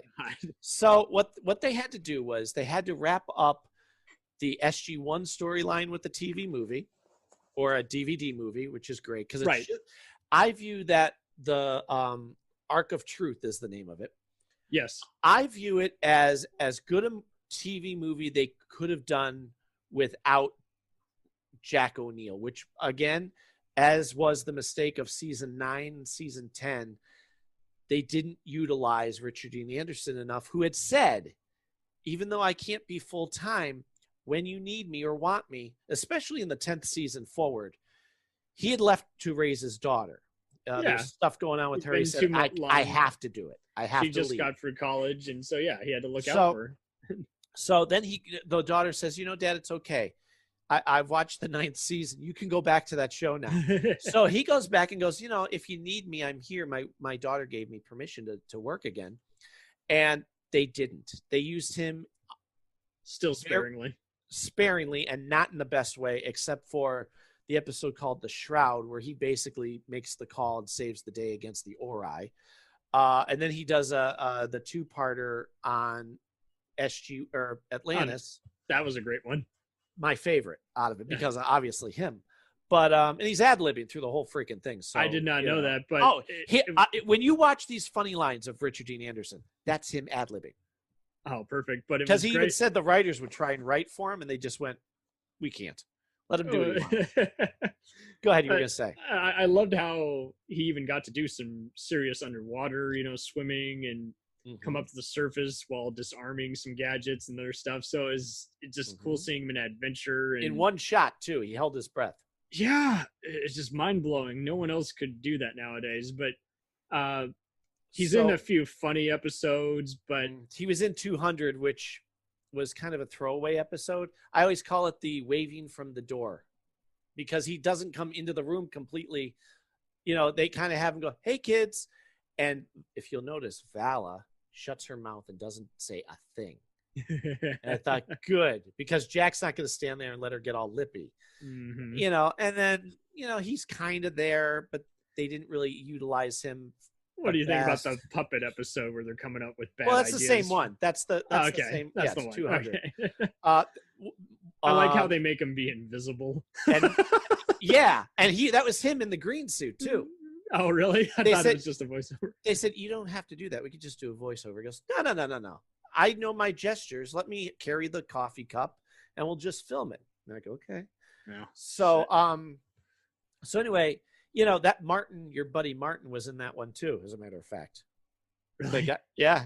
Because he's the producer, comes and goes, I want the movie idea, Oh, yeah, that's right. Yeah, he's because there he is calling action or something. Yeah, I remember. Yeah, Robert C. Cooper is, he's uncredited, but anyone who's seen the documentaries and all the behind the scenes stuff instantly recognizes. No, I mean the actor who is Martin from the episode from the 4th season that you were as. Oh. That's what I'm talking about. Wait, hold up, Martin. Yep. Martin who? Sorry, That's okay. No. That's what I'm here for. You were talking about earlier the episode where the the geek. Yes, that's right. Yes, that's him. He's the movie producer. That's right. Yeah, they continue his character. I like that continuation of him. Yeah, right. And you have Don LaFontaine in both episodes doing the voiceover of the TV promo. Yeah. So anyway, back to the movie. It's kind of Galaxy Quest-ish. Having these nerds admire it from afar, realizing they can't talk about it. Willie Garson is the actor. I had to make sure I mentioned his name. He's in everything. You're right. But anyway, so that Arc of Truth was a nice wrap up to the Ori story. Mm-hmm. They wasted the opportunity to have Jack. I don't know why they wouldn't have Jack. They didn't have Jack on the very last episode of SG-1. Unending was the name of it. I think that's what Continuum was pretty much meant to be. There's like, hey, he's in the movie. So the next one after Arc of Truth, which again, great movie to wrap up the story. Doesn't feel it feels like another great 2-hour episode of the show. Just epic, yeah. So they do that, and then the next one is Continuum. Mm-hmm. Excellent. I love time travel, so I'm a sucker for that. I love alternate timelines. You get to see the president even being on the action, played by William Devane. You get to see an alternate Jack, and you see how Carter's like, that's the guy I love, and he doesn't even recognize me. And Jack dies, quote unquote, right? And they have to in the beginning, and then they have to fix it. And Jackson has an epic final stand. The alternate Tilk has to realize he has a bigger purpose and undo it, and it's great. I mean, that's a 2-hour movie, and they cover. It's different, but it's still just as great in quality, so it doesn't feel alien, quote unquote, making the pun. But the next movie they were planning on doing was a Jack-centered one. They were going to officially say Carter and Jack are married, because I like it. Well, for those who want to check out the audio series, I have them together, like they get married, because at this point, if you're talking about the right now, 2021, why would they not be married? Like, how many times do they have to save the world before you can cut that yellow, that red tape and allow them to get married? Right. I mean, let's cut the crap. It's not like Scully and Mulder, where it's like, let's wait for them to kiss. It's like, no, let's get on with it. And they've even admitted many times on the show how they feel about each other. And a little tidbit for anybody watching these episodes again, watch Richard Dean Anderson and Amanda Tapping with each other. He gently will touch her hand at moments. Like if he's passing her a file, he'll reach over and like touch her hand. And not forcefully. Very subtle. Yeah. It's very subtle. They don't focus on it. You just have to be watching it enough times to go, ooh, I never saw that, but that type of thing.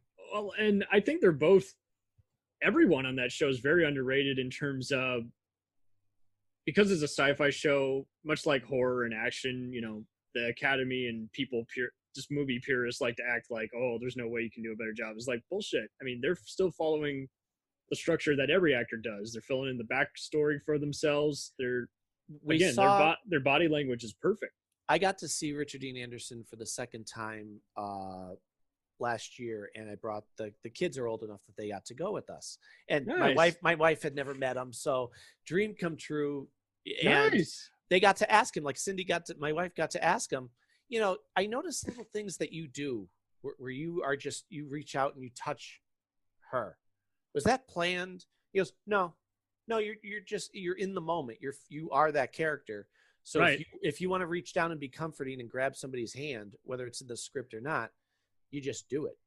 For a guy who started out on soap operas and doing Mhm. even made-for-TV detective and sports movies, he's been through it all. He's done it all, and he is that kind of guy. He does a lot of tender stuff as well as And subtle and realistic. That's the thing. It's so realistic. You forget that you're watching somebody act and say lines that were written.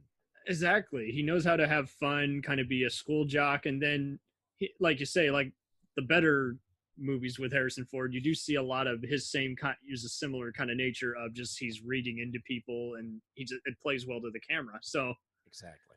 So they were supposed to do a third movie, and I hope it comes to pass. With this, man. Yeah, because it was supposed to be about Jack, and I was thrilled. And then what happened was MGM went bankrupt, and they shut everything down.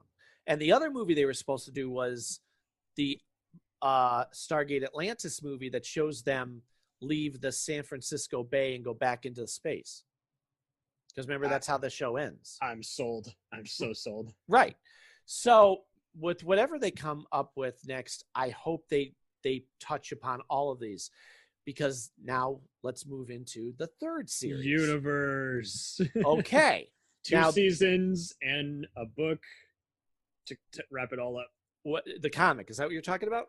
Oh yeah, so it was a graphic novel. Okay, I saw people promote it, but I didn't know if it was a book or a comic. So I had Vaughn on, J.K. Vaughn, he's one of the writers. He was on to, you'll see that episode on or hear it if you choose.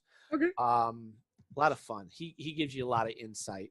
But yeah, it was great because the thing about him was he took the time to write long dialogue.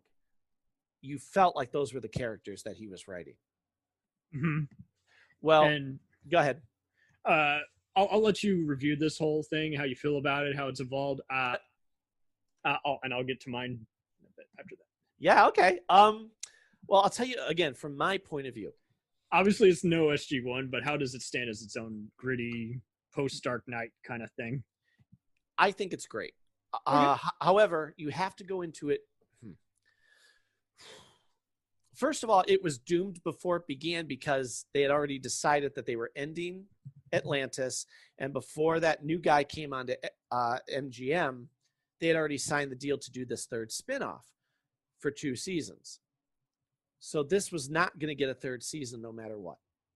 Ah, man. Right. Those so fuckers. Exactly. I'm with you. So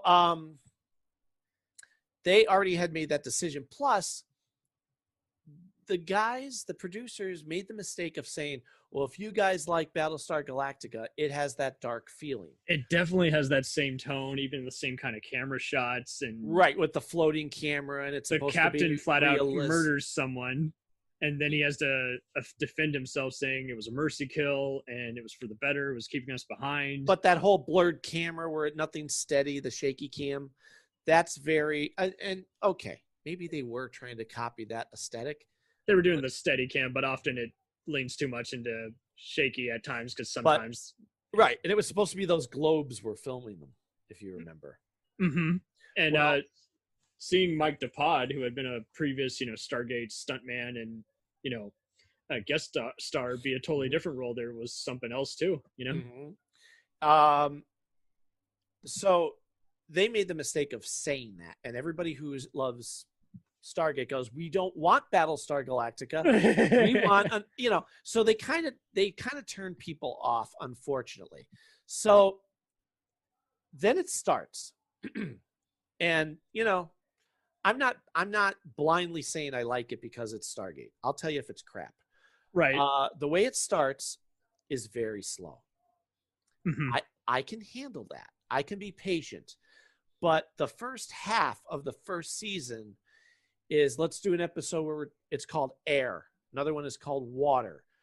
Like all these elements that you don't know what they mean. And I did have to have the Wicca open because there was some stuff I just wasn't understanding. Like, oh, okay, fuck me. Right. So they're switching bodies, and that's why, Exactly. And it's Okay. very heady. It's a little Mhm. like I don't think they asked too much from the audience because they never, ever wrote down. They were fortunate enough to even have any kind of audience. They're just like, hey, if we have to still BSG's, audience, we'll do that. And I'm sure most of the cast and crew are on both. So, I mean, there Right. shouldn't be a rivalry anyway, but I can understand them being protective of their franchise saying, we're special enough. We don't need anyone else's inspiration. So, yeah, so they had a lot going against them, and then the episodes come out, and the first half of the first season is slow. So those who aren't patient would drop off immediately, and you go, absolutely. if only you had hung on, because from the second half all the way through the second season, boom, it's phenomenal. Like they do time travel stuff, and they do alternate reality things, and you really become invested in these characters who, and here was the other part, most of these characters were not likable in the beginning. Exactly. And you have to stick with it because, thank God for binge watching. I was able to go through all these again on Prime, and like you say, it does. The first like 5 or so of like the 10 episode season do take their time, and then when they finally get there, then they start going no holds barred with all the plot twists, and you're like, whoa, holy shit! Oh, it's Die Hard in Right? space. And I'll say this: SG-1 was TNG. Atlantis was, in my opinion, twice as epic as Deep Space Nine. This is the superior version of Voyager. Yeah. This is Lost in Space. This is like, again, I didn't mind the pace of it starting slow, because again, these are people going through a gate, landing on a ship, and going, I don't know what to do now, and that takes time. But not this everything one- gets spelled out for them. Yeah, but unlike this, it's going somewhere special, because other shows that start off slow often seem lost. And this one, it starts off mysterious enough. You're like, okay, I'm going to give it the benefit of the doubt. They're building on something. And it didn't hurt having General O'Neill show up once in a while. Yes, that was great. There's one episode in the second season where they confront Talford or Tafford. I can't think of how you say his name. It's a very mysterious. Lou Diamond Phillips. Yes. I was talking to him about this scene actually, and Nice. Jack has to use those gems to swap bodies, and he ad-libs in that scene because Tafford, Lou Diamond Phillips' character, gives this big, great, angry speech of "Who the heck do you think you are?" and "How dare and he goes, "What makes you think you're so special?" And it's a great 3 minutes of solid monologue. And when he gets done, Jack goes, "I know what makes me special." And just to watch the other actors just go, and they kept it. They kept it because it wasn't planned. Just like whenever you watch SG-1, when you watch Jack say something and like the other three are stunned for a minute and they kind of look at each other. Michael Shanks told me, he goes, "Yeah, we never know what he's going to say. So we just keep acting, but if we're stunned, they allow it to be part of our character." That's fucking great. Yeah. And, so now I want to rewatch these with the commentary on, but definitely. Maybe you should record if you ever get to, just with the cast members, like, because let's do an episode review with the actor commenting on the episode. Oh, honest to God, I would love that. Well, I'm still trying to get Richard Dean Anderson, obviously, on his own podcast because it's all about him. And when I saw him last year, he's like, "Yeah, I'll do it. I don't know when, but I'll be able to. And the guy who's like his helper at these things, he goes, just don't hold your breath. He'll do it. Just you have to be patient. Right.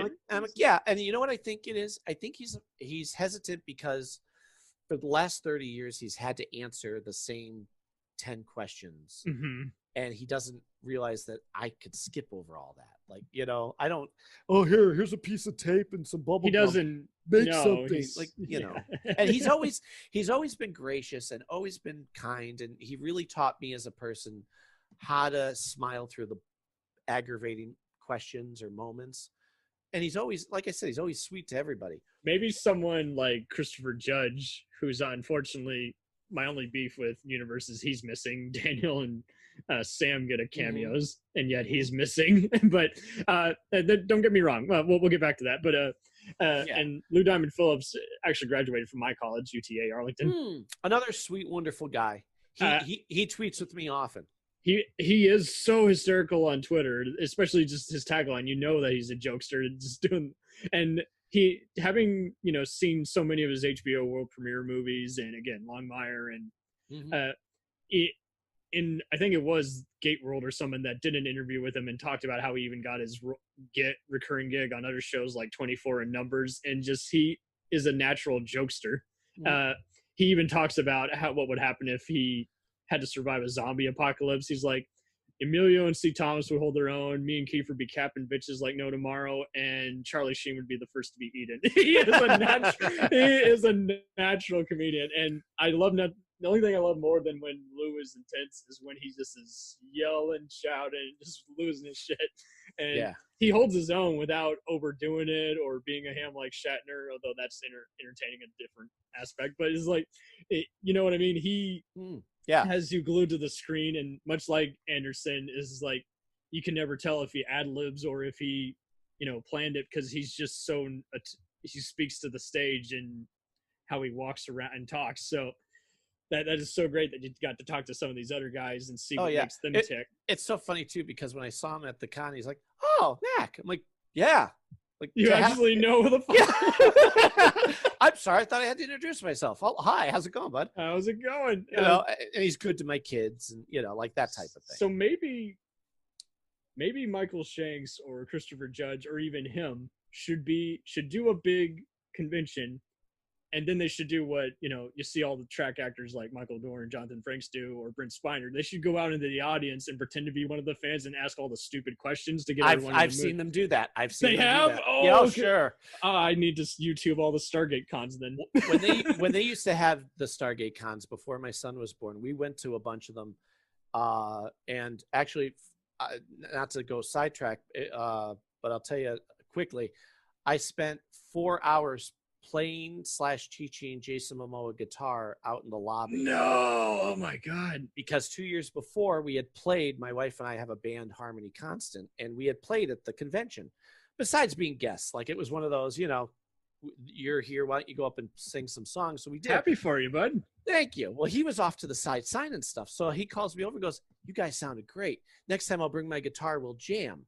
Well, I thought, okay. That's a sweet thing to say. Well, you don't know how legit or not it is, 2 years later, I brought my guitar when I knew he was going to be there. He goes, "Oh, I didn't bring mine," but he runs back to his room, gets his slide, because he goes, "Dude, oh come on, let's go jam." So then we're out in we play for 2 hours out in the lobby with it like roped off with security. It's just us and people get circled around us taking photos and video. Yeah, you can actually see the pictures on our Facebook page. But oh, nice. And then, because his wife, Lisa, was pregnant at the same time my wife was with my son. And so she's taking the pictures of us just sharing my guitar. He goes, "You know what? They're going to make me go eat breakfast now, but afterwards, why don't we go buy a guitar?" I said, "What? Come on, we'll go buy a guitar." Well, they wouldn't let me go with them, even though he was all for it. They're like, "No, for insurance reasons." They were just being, like, his security guys or whoever were just being bossy jerks. Well, I thought, you know what? I can't complain. I had 2 hours with them. I'm not, we had a musical bond. Well, I move on. About an hour later, I'm sitting watching, you were just talking about the guy from Stargate Atlantis. Flanagan. No, it wasn't him. It was Robert Picardo. Nope. Scotsman. Scotsman. The doctor. Oh, Carson. Dr. Carson. Oh, yes. Yes. He's up on stage. All of a sudden, here, coming down the hall, he's looking for me in a crowd of 200 people, holding his guitar up like, where's my buddy? Where is he? We got to play. So now I go out for another 2 hours, sit there, and we each have our own guitar. We play. He's showing me how to play slide. I'm showing him how to do like frets and, like bar chords and whatever. And then he ends up, during his time on stage, he ends up auctioning off that guitar for like over $2,000 for a charity. Man. And he goes, that's because of my buddy Mac right there. We were just out there, we're jamming. I don't know if you heard us. And all of a sudden, 200 heads whip around and look at me. I'm like, hey, how's it going? So, he's one of those guys. He's like a big kid. So I know if I see him again, I'll go, hey, did you bring your guitar? Yeah. And we'll just go do it again. It's perfect. He's great. Making it part of the stage act, and actually they're into it because they're actually socially interacting as opposed to just, telling people, hey, Cindy and I look at him now. We go, he's like our little brother. Because look, now he went from that to being Conan to being Aquaman. I mean, the guy's he's a household name, but we knew him when, Absolutely. He's been on free hit shows, including C, and So yeah, overall with Universe, Stargate Universe, loved it. Wish it had gone on. I think it's everything that we said. It should have gone on just like all the other Stargate shows. It was his own thing, and if you got through the slower episodes, boy, it was worth it. It's actually, I think people will definitely benefit from it in the world of binging because that's how it was meant to be seen. And most episodes do often lead into the following scene after the last one. The recaps are actually cool because of the epic musical score and how the actors are playing off each other, just always cutthroat. And you actually get behind a lot of them because you can understand why they're doing stupid decisions at times because they are overcome with emotion. What do you do when you're trapped in space? Yeah. And it's you can't think. You don't. Hey, anybody could die at any moment. That's the feel that you get. It was very much like Lost, where don't get too hooked on people because they could die. Like you never know that. I didn't know that until Lost. When that show was on, I'm like, oh, these guys are the main. Oh, he just got eaten. Or that's a good point. Yeah. Yeah. Everybody is expendable. What else can we say? Yeah, they are. they have targets on every layer of their body, and so they are now having to play ball. And the actors were very well done. They've gone on to bigger things like Continuum and all the other, sci-fi horror shows. And I just always light up each time I see them because I know they're going to really be heavily invested in their roles. And the art direction was pretty good. I liked how Robert Carl's a scientist character really does have to defend himself so much when it's very heartbreaking. I think I wept a tear when he's coming to terms with the fact that his, dementia ridden, wife is dying from cancer. And what do you do when you're haunted by that? You can't make her proud. And at the same time, that puzzle is still, a miss. It's not put together, and you still at the same time got to second guess yourself. And he's like the only guy you can kind of forgive for. I hate to excuse anyone who's playing God, but that's pretty much what he ends up having to do because he's having to second guess. He has to trick people because otherwise they would say no, that's a stupid idea. And yeah, Lost is a good comparison. Maybe even Twin Peaks, 24. I know Brad Turner worked on both shows, and it's like it is that kind of just ticking clock mechanism that really benefits it. And season 2 picks a whole different style. It's really comfortable with itself at that point, and I like how they even bring in again Rodney and Woolsey, and the switch up that they do there is ingenious. How they have to play ball with those other colonies and planets. They even go to Jonas's world. That's right. Yes. I was like, show him. Have Jonas show up. Come on. And they didn't. I was like, darn it. They didn't have him. They should have. That was a perfect opportunity. I don't know why. I know. Well, let me one other thing I'll say about Stargate that I feel always needs to be said. They had the most amazing special effects to the point where for a TV show, for anything. Because I'll tell you this, I just showed my son the original Star Wars movies and then the prequels. Now the prequels have come out after Stargate SG-1 started. Yeah. They are not good special effects. You watch Stargate SG-1, they have a ship come in from space in one shot, land, doors open, somebody walks in or out of the door. It's amazing. I mean, at no point do you go, oh, you can see the green screen. The special effects to this day hold up and are top notch to anything I've ever seen. Yeah, there's only like maybe 3 bloopers throughout the whole thing. One of them is Tilk and Sam are in a different ship, and it's a very video game level graphic, but it's excusable because it's literally a 5-second blur. Yeah, you know what I'm.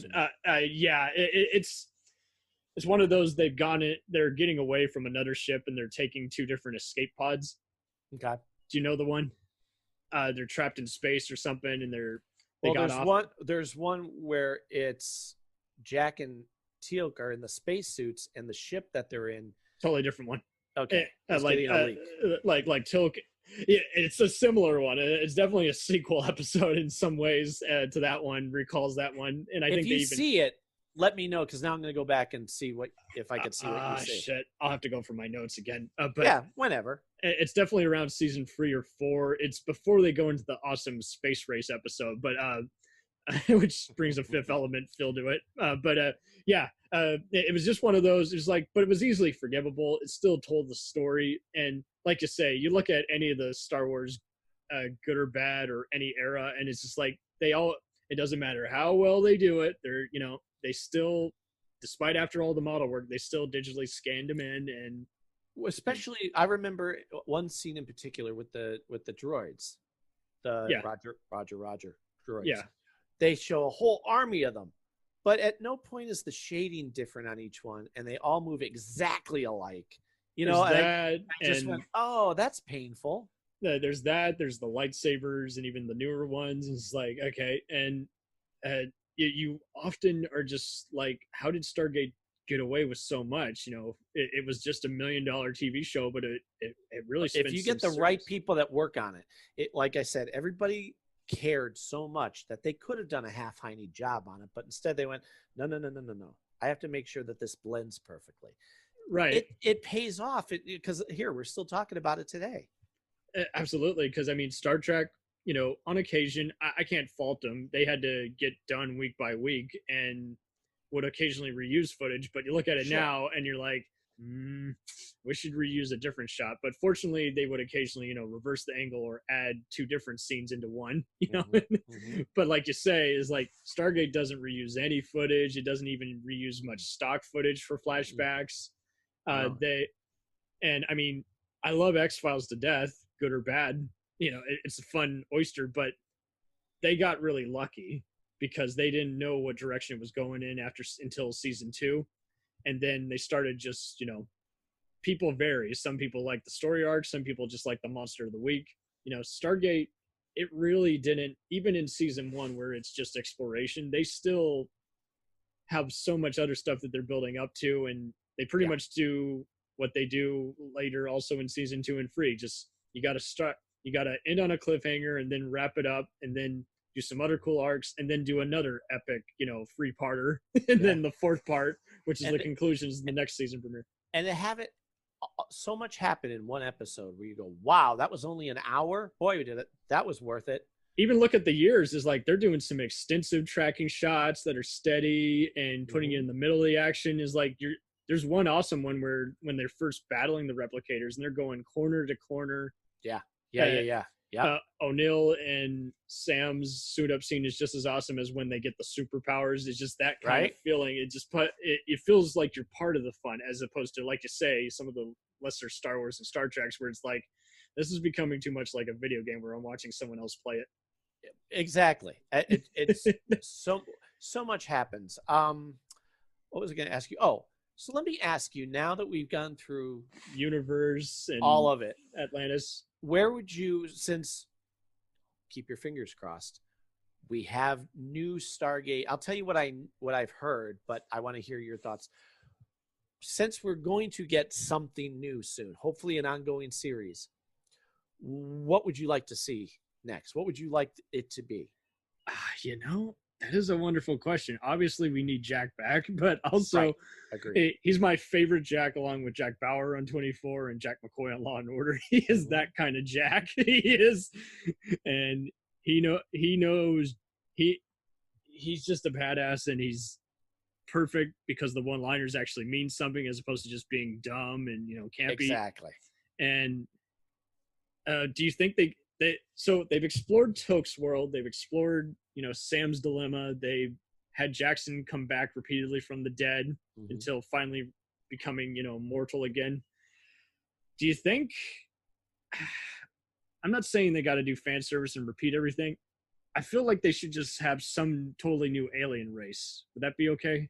Just like, well, not to sound like I'm plugging my own audio series, but I keep those things in mind because, again, my series is picking up where the show left off. Not only doing the past stuff, but I have to pretend like it's going on right now. So pretend the show never ended. Okay. Where would it logically go? They've defeated the Ori. Jacob Carter has passed away, both the actor and the character for real. Yes. Apophis, he's been dealt with. Master Bratak, obviously he's got to come back. Major Landry's a big part of it.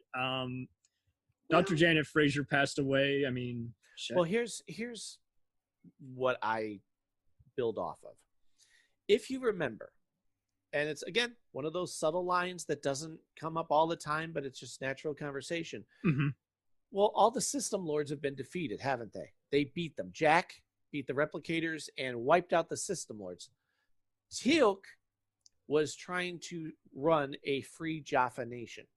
Oh, that's right. You could do some other cool kind of just because he still had some other people at his throats. And buddy, you got to listen. I'm dying for you to hear this series now. Oh, I will. you're going to be sending me. I've been downloading it as we speak. You're going to be sending me tweets going, "You son of a bitch," because that's what my co-host of the other podcast, when he listened to it, he's like, "You son of a bitch." You left that on a cliffhanger. But what they did was they inferred, like, think of politics. Okay, you're a free Jaffa nation. Well, guess what? What is it? What's the saying? Emptiness hates a vacuum. That's true. What if a lot of first primes try to become system lords, or at least be the head of a new Jaffa clan? Uh-huh. Now, they may not be as powerful or have as many followers to, like, be system lords and blah, blah, blah. But you know what? Maybe for the rest of their life, SG-1 has to go and stop these guys before they get too powerful. Now, for writing-wise, or for the audience, that just means, guess what? You still have Jaffa that you have to contend with. You know what I mean? The minor detail of who these are, because throughout the series, they have mentioned other Jaffa that we never got to see. That's disappeared. True. They either disappeared, or they were beaten, or they never quite came to power. They don't have to deal with the Ori. That's all wrapped up. They don't have to deal with Adria, and they don't even have to have Charles Kowalski, because his was just kind of just for fun fan service for longtime fans. So yeah, and so you can always have Jaffa. As far as maybe bring Mayborn, what level they're at, that doesn't matter to you and me because we're just listeners. But Joe Malone, go ahead. Maybe Major Davis could become a colonel by now. He's the bald guy played by Colin Cunningham, who later was on Falling Skies. Did you say bald guy? He's bald in all the other roles I've seen him in. Major Paul Davis, yeah. Well, I always said to him, when I met him, I said, I think he followed Jack to the Pentagon when Jack had to leave. Oh, that's SGC. right. I guarantee. Well, if Jack's coming back, Jack probably said, "Oh, come with me." See this? You got ideas going on in your head. I love it. Jack runs for president. Oh, I don't think he'd want that. I know, but he'd be a different kind of president. He would do it just to piss off Kinsey. Well, I see him. Right. Well, Kinsey's dead. Oh, that's true. Yeah, but shit. But wait, remember, he begrudgingly left the SGC to go to the Pentagon to hold off the That's NID. right. He pulled a 180 after being so despicable the first few seasons. The NID is constantly trying to control the Stargate. So Jack goes to the Pentagon to be like the military's Joint Chiefs or something, to kind of fight against them, which is why it makes sense. But you know, for a second, he's dying to come back to the SGC and go through the gate. General or not, he's going to make himself go through the gate. Mm-hmm. So when you listen to my audio series, you're going to get bits of that. And so, you know, that way everybody still, it moves the story forward, but it doesn't lose any of those key factors. You know what I mean? Well, and that's what fans have to do. Those who are loyal try and make everybody happy, as opposed to, you know, this is how my version of the events, this version of the event is like. Now is like, we just want a continuation that's done with love. And for me, it's about being true to the characters and the universe. I would love for certain things to happen, but if it doesn't make sense to the character or the universe that I'm writing in, I can't do it. Doesn't matter what I want. It matters what exactly. You know what I mean? And that goes for MacGyver too, because I have to forward his story from the end of '94 when we last. Well, no, they did a car commercial where it's MacGyver. Did you see it? It was so much fun when it premiered. It's like 10 minutes long, and it's his daughter. So not only does he now have a son, but he also has a daughter. Right. So, and we don't have to count the new TV show. We don't discuss that at all. That's no. But for me, I mean, from what I understand and what the general consensus is, if they do and when they do a new show, if I were in charge, I was talking to the writer producer Joe Malozzi. Nice. Who, if you don't follow on Twitter, please do. He's great. Oh, I will. I mean to. Great writer. He would write things like, you know what would be fun is how they would like start, you know, a script. What if they had superpowers? What if they had this? But again, you had to be true to the science of the universe. Well, we were discussing it, and one of the things we said was they should do a show. I don't care if it's called Stargate Command, and it's back at, you know, Cheyenne Mountain.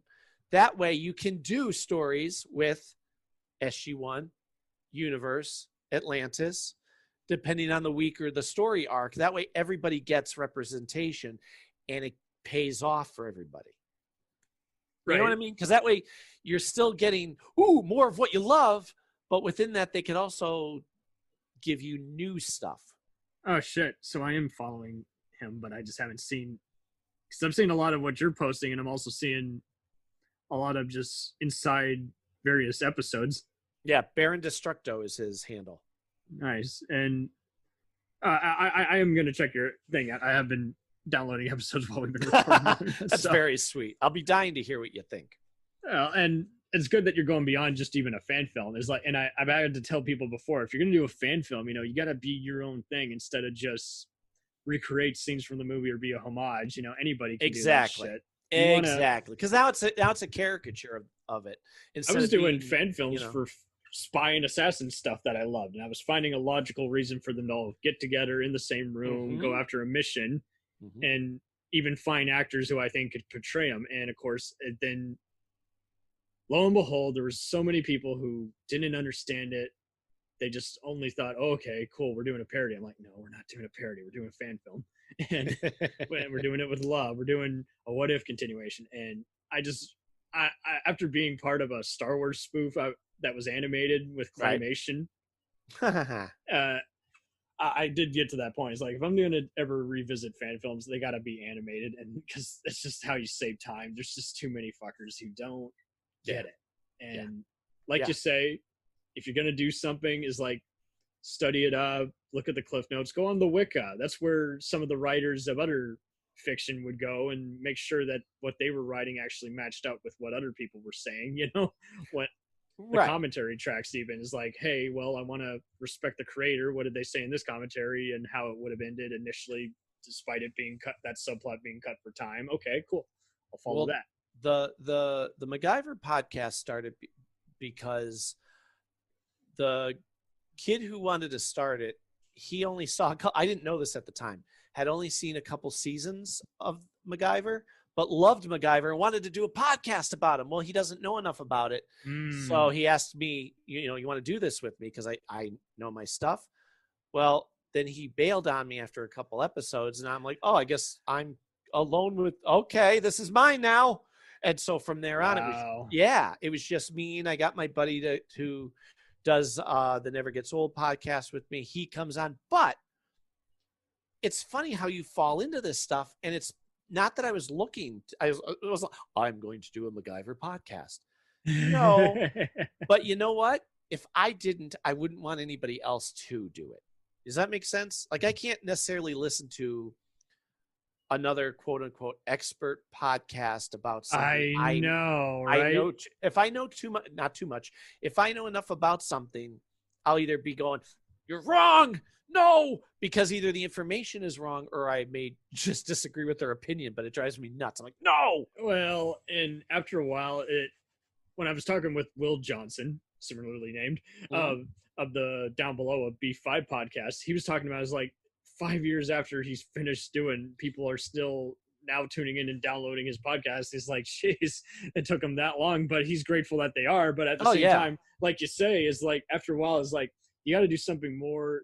That's why we pretty much do a whole franchise coverage, because it's going to become very restrictive if it's only about, episode by episode, movie by movie. Exactly. Like nail it all, especially with us.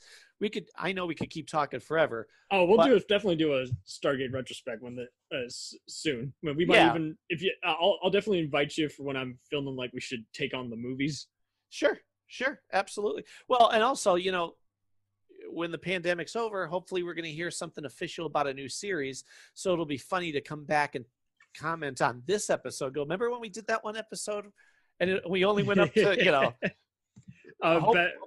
better yet, I'll include you on the top 10 shows by the era. I'll pick some shows, and then that's fun. Whatever shows people want to do, and I'm very open-minded. I always do like a lot of shows that were very inspirational, lasted multiple seasons, and aside from a legion of followers, is like, there's a sci-fi show here, there's a horror show here, there's an action and adventure show here, there's a crime drama here. I try to make every side happy, so it's like, there's like, when we get to that, this is always I'm happy. I'm happy to help any way I can. But it's funny because, I've always been a writer, always, songwriter, write my own music and all. But I don't know about you, because you're a creative person too, obviously. I got to the point with this, the way the audio series came about was, one, I knew both shows like the back of my hand. I could tell you, as I'm sure you heard, I'll tell you, oh, is that episode? And all the little minutia just sinks in. So I would submit writing stories, because I'd love to be a writer, like a absolutely comic book writer. I'm a big, love my comics. I tell my script writing buddies, how about you just sell an idea instead of insist that everybody look at every acre of your dam? Well, what would happen was I would submit like comic book ideas or even scripts, and nobody get back to you, or like, here's an idea, and you constantly get rejections. Exactly. Well, that doesn't feel you after a while. After a while, it's just like, why bother? Well, there's the one company that does Stargate books, and they actually said, do me a favor, submit a couple chapters and we'll let you know. I said, great. I already have a couple done. Here's my idea. Here's my outline. And they never got back to me. Well, I got a hold of them. I said, you can give me bad news. If you didn't like it, you could say it. No, right. It's not that we didn't like it. We just never got to read it yet. Well, I waited and I waited. And again, that impatience of mine kicked in. Tell me something, please. And I went, you know what? I'm done. I'm done asking permission to be a writer. Oh, wait, I act. I've been acting since I was a kid. So you know what? Really? Yeah. And so I was like, I kind of want to dabble in that, but I don't want to go to auditions, and I don't want to play a character that I don't want to, you know what I mean? Like, so you did like stage plays and musicals, short films. Exactly. All of that, commercials. I hear you. Yeah. Well, then, at some point in your life, you make a decision. What are you going to really focus on? Well, I decided music because I had more control over what I performed. But the bug of acting never leaves you. So when I wasn't music is you still can be heard regardless of whether you get picked up. With a movie, it's a little harder because you can still be at the bottom of that $5 bin and you get tossed out. And you have to do what somebody else says. I was going to be an artist. I went to school for art, and then found out. Then went, oh, wait a minute. If I'm an artist, I have to write what somebody else tells me to write, not what I want to, or draw what somebody else tells me to draw. So that's out. So then I thought, you know what? I'm sick of asking permission to be a writer. So with this, oh, wait a minute. Holy crap. I could do an audio series and continue the stories of characters that I think logically go together. Right. Well, and I can act and I can write it. And, and basically, long story short, it's because I'm an impatient son of a bee and want things to be done, well and be done quick and be out for people to hear. That's how the audio series came about. Same deal with this podcast. You're in control, right? You decide when there are no more seasons and you get tired of talking. And that's the other thing too. I really don't think with the podcast and the audio series and with comic book collecting and with music, you're never going to, or at least I will never be done. I'm never going to go, that's enough. Yeah, you can even be on hiatus for a year and then come back. Because nobody's paying me. This is all free. You know what I'm talking about. It's all, I could do what I want when I want, and I don't answer to anybody. Right. And then you just remind people, hey, I've been talking about some stuff. I would really appreciate some comments on the page. Well, I'll tell you the best payoff for any of it. Okay, granted, I'm not getting any money, but you know what I'm getting? Nice compliments on stuff that's coming from my soul. Like the fact that they compliment my voice acting or my writing or whatever. I'm like, really? So I'm not alone in a void here? No, we really like what you're doing. You're acknowledging me, yeah. I cannot express my gratitude enough to anybody who not only has listened, but has bothered to say, wow, we love this. For sure. And I mean, it also makes easier to team up. You don't have to wait from afar, and I'm so glad you were able to join on here and actually just lean in on what makes the show tick versus what makes the fans come back to it. Because, I mean, this is a miracle. Most shows that haven't been on syndication, often people are like, I vaguely remember that. It's like, and yet the show has survived. It just, people have always talked about it. It also came out at the right time. People are embracing DVD, and it's like do you know that was the first series to actually come out as a box set for a season? Really? Okay. That was the very first one, because I remember being in the store and going, all right, I'm going to buy these when they come out. I'd never even seen an episode, but I'm going to buy them. And at first they were selling a disc here and a disc there. But then all of a sudden, boom, it's a whole season. And I checked, and they were the very first ones to ever do it. Damn. Yeah. It's amazing the little things you forget. Well, and more or less, I mean, they really did go to town on it. They did not wait for anyone's permission or to do this and that. And MGM gave equal opportunity. It helped that Alliance Atlantis, was also helping out. And, that's definitely where they got a lot of the Canadian talent from. But, it's funny when you're talking about that. You reminded me of when they were doing the 200th episode. They did a big party for the 200th episode. Yeah. And they had somebody from a representative from MGM or whatever there at the party. And they said, because up until then, for 9 seasons, they didn't know if they were getting another season. They would never end the season on a cliffhanger. It would always wrap up just in case that was the end. They weren't coming back. Mm-hmm. Well, here they are at the 200th episode. They only have a couple more to film for the season. They turned to her and they go, yeah, we're great to have you here. Here's to 200 and many seasons more, right, Jan? Or whatever her name was. And she smiles. She's like, ha, ha, ha. Well, she apparently had already known that they were pulling the plug and didn't tell anybody. So that's why season 10 ends on a cliffhanger, because this was the first season we were sure we were coming back, and now we weren't. Wow. And see, I hate it when people are just like weasels like that. It's just like, come on, we're all drinking punch together. I think you can say something. Well, granted, she was on film. They were filming that for like a sci-fi special. So when they go, right, Jan? And she's like, good cake. This cake is great. Is that chocolate? Yeah, like she couldn't do anything. I'm sure they all wish they could silently delete her from that episode. You know? Honest to God. I remember watching it, and this, again, it was before we knew that they were ending SG-1. They were part of Sci-Fi's The Lowdown, where they would do behind the scenes. It was right so before much the season began. And they show it, and I'm like, I remember thinking to myself, ooh, she didn't say yes.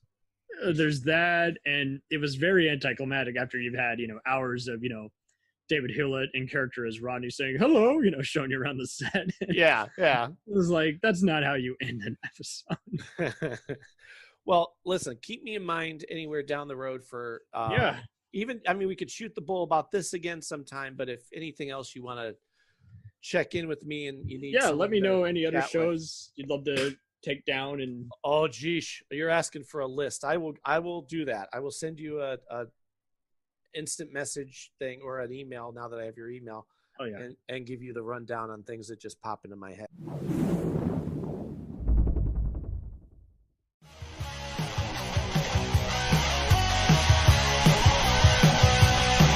Follow us on the web on Facebook, Twitter, and Instagram. The podcast is available on Podbean, Spotify, iHeartRadio, Anchor, Apple, and anywhere else podcasts are available. Feel free to review our show and leave comments on any of those sites.